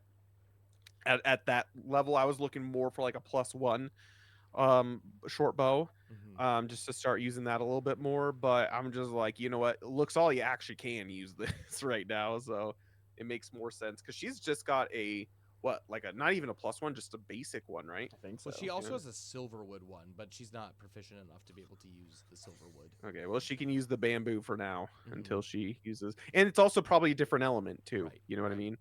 So Exactly. she can switch between them, so it actually ends up working out. So, Mhm. yeah. But yeah, I mean, as far as yeah, that kind of thing goes, I tried to take advantage of the loot tables. That's why I'm like, I have the money, might as well spend it. Yep. Because found some good stuff.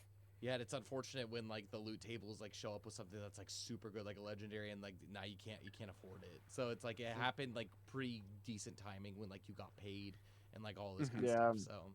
So it just was good timing as far as that goes. But yeah, I think as far as the rest of the stuff, like I'm excited to see the story progress. What's happening, gonna be going on the next day, what your plans for Belbin and all of that goes on. Like I've got a lot of ideas percolating as like what's going to be happening next at this adventure, and soon the departure of Folden Rock, probably next session, I would assume, depending on the pacing of it, might be your last session at Folden Rock.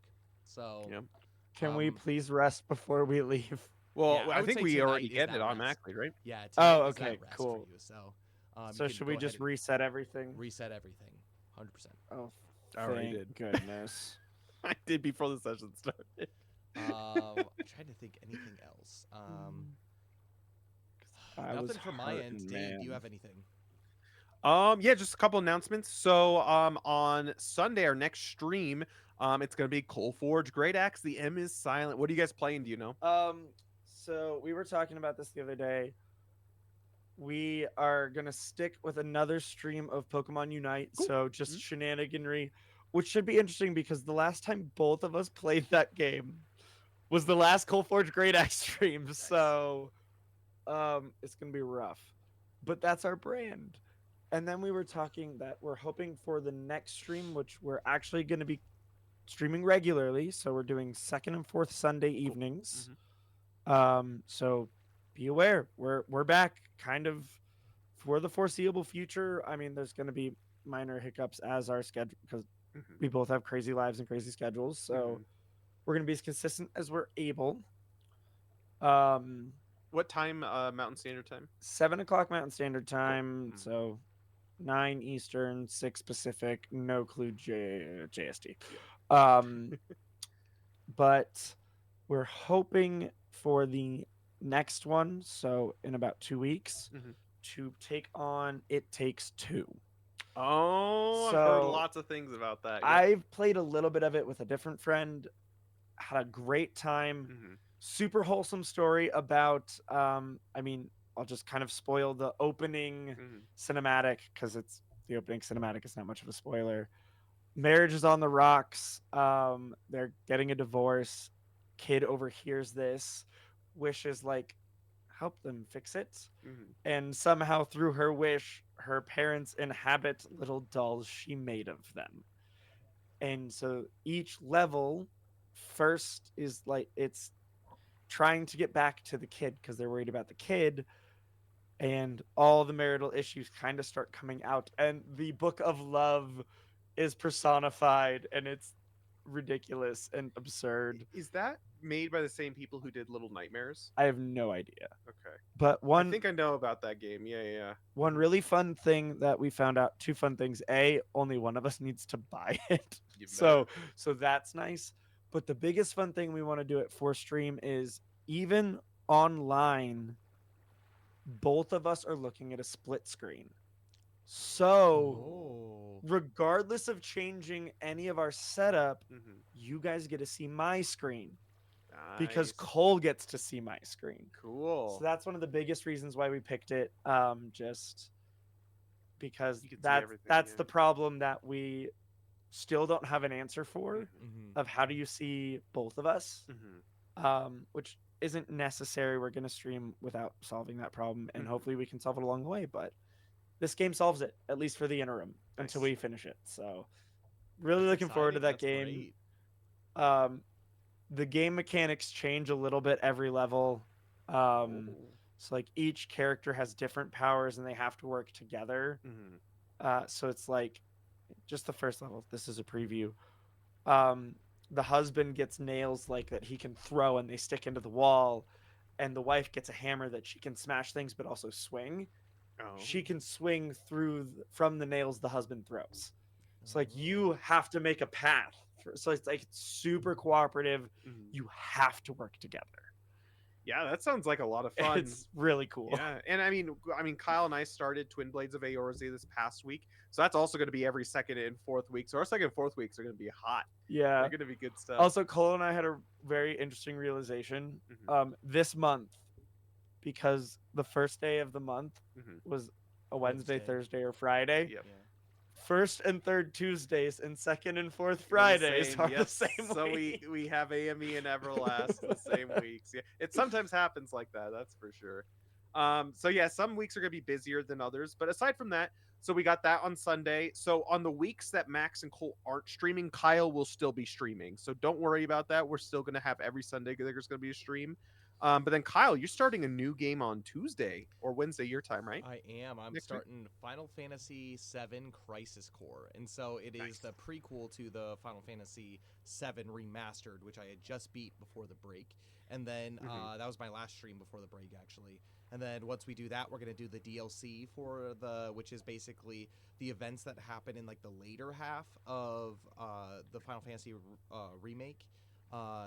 The Final Fantasy remake into like the beginning of Rebirth from the perspective of Yuffie, who's one of the characters that you see in Rebirth, and then we'll play Rebirth as like kind of like the final to complete the series, which just came out this past year, I guess 2024, to kind of complete the series of Final Fantasy VII. So for the foreseeable future, lots of Final Fantasy VII that we'll be playing, but we'll see how long it takes to get through it. So I think it'll be awesome. exciting. And I believe that's our last stream of the next week. Next week's weird. I'm going to be out of town through Thursday, dog sitting. So unfortunately, I will not be streaming. However, exciting news. Starting on every Monday, starting on January 20th, we're introducing a brand new series to Fantasy Forged as well. And so we're actually going to be streaming it live every Monday at 5, starting at 5 p.m., about 3 hours on Mondays. And we'll be uploading it to a separate YouTube channel, not our Fantasy Forge YouTube channel, just so we keep the content consistent. But as you guys have known, we are a Christian company, and we're also starting making Fantasy Forge an LLC in the this month. Hopefully by the end of this month, it'll be official LLC.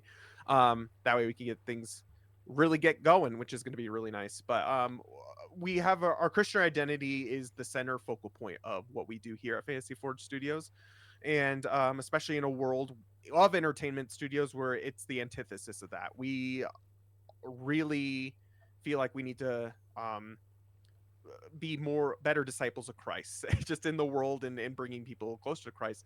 And I think there's a lot of people out there. It's a quote by Fulton Sheen. I might not be getting it completely correct, but there's not 20,000 people on earth who hate Christianity, but there's 2 million people on earth who misunderstand it. And so one of the big things is I just think there's a lot of misunderstanding when it comes to that, especially in today's day and age. And so on Mondays, what we're going to be doing is we're going to be doing the Fantasy Forge Bible study, called Christ Forged is what it's going to be called. And so what we're going to be doing is we're going to be teaching people how to pray. So why we pray things, the different kinds of prayers, and the different ways that you can pray. It's going to be like a 3 hour long stream. However, when it uploads onto its separate Christ Forge YouTube channel, it's going to be in smaller segments. So that way, like if you want to focus on a specific prayer that we do during it, there'll be an individual video for it. If you want to focus on just the actual like Bible study part of it, you can watch the 40-minute Bible study part of it. But it's going to be split into a bunch of different parts.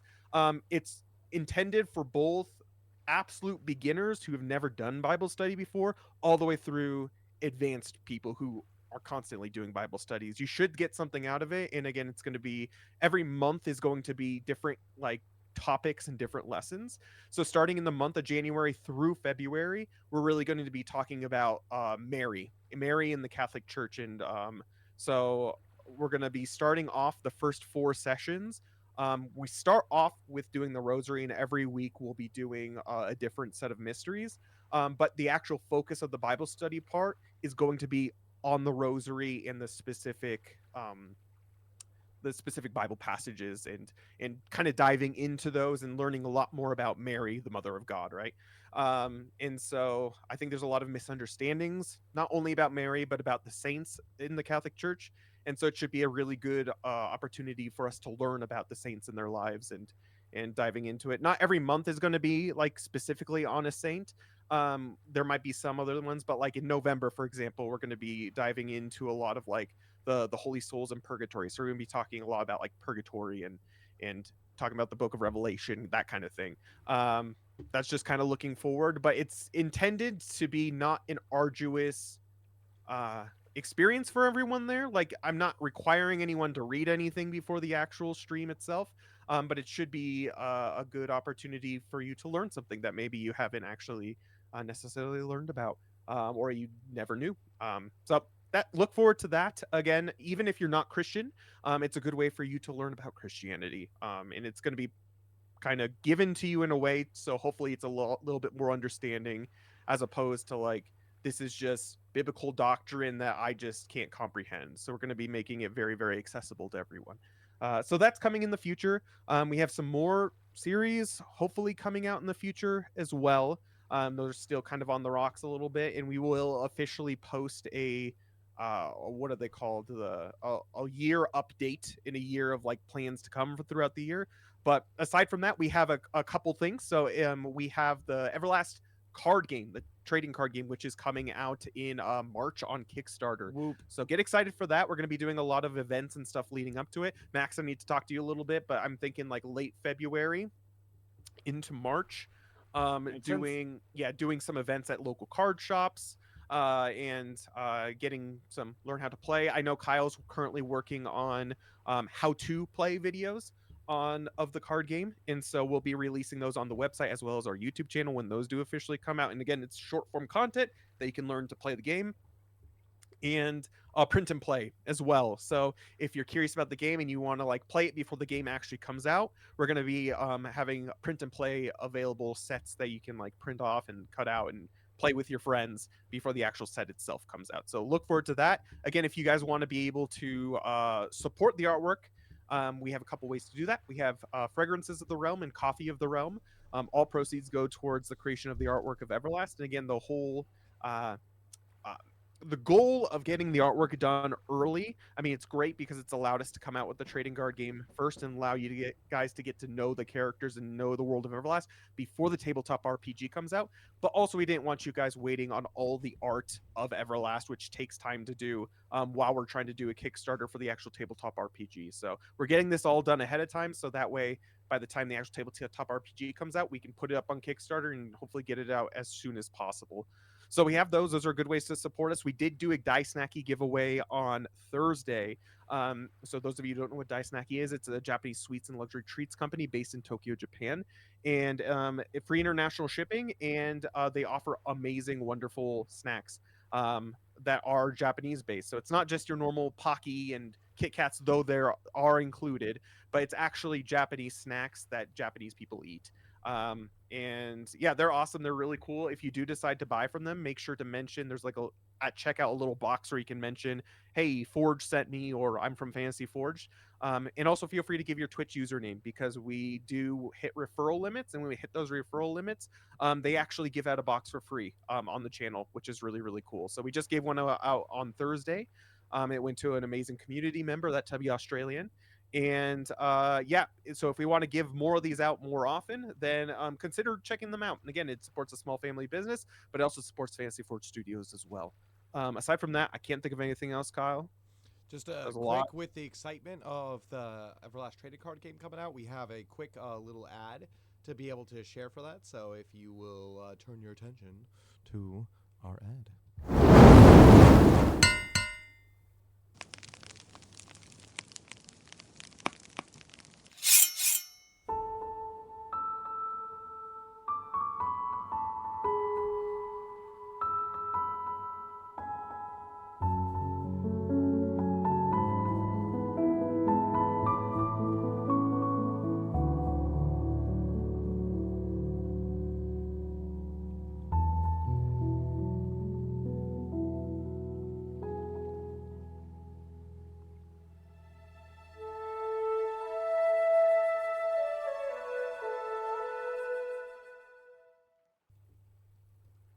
Exciting stuff, and it's coming. And just really, as we Yeah, get closer, boy.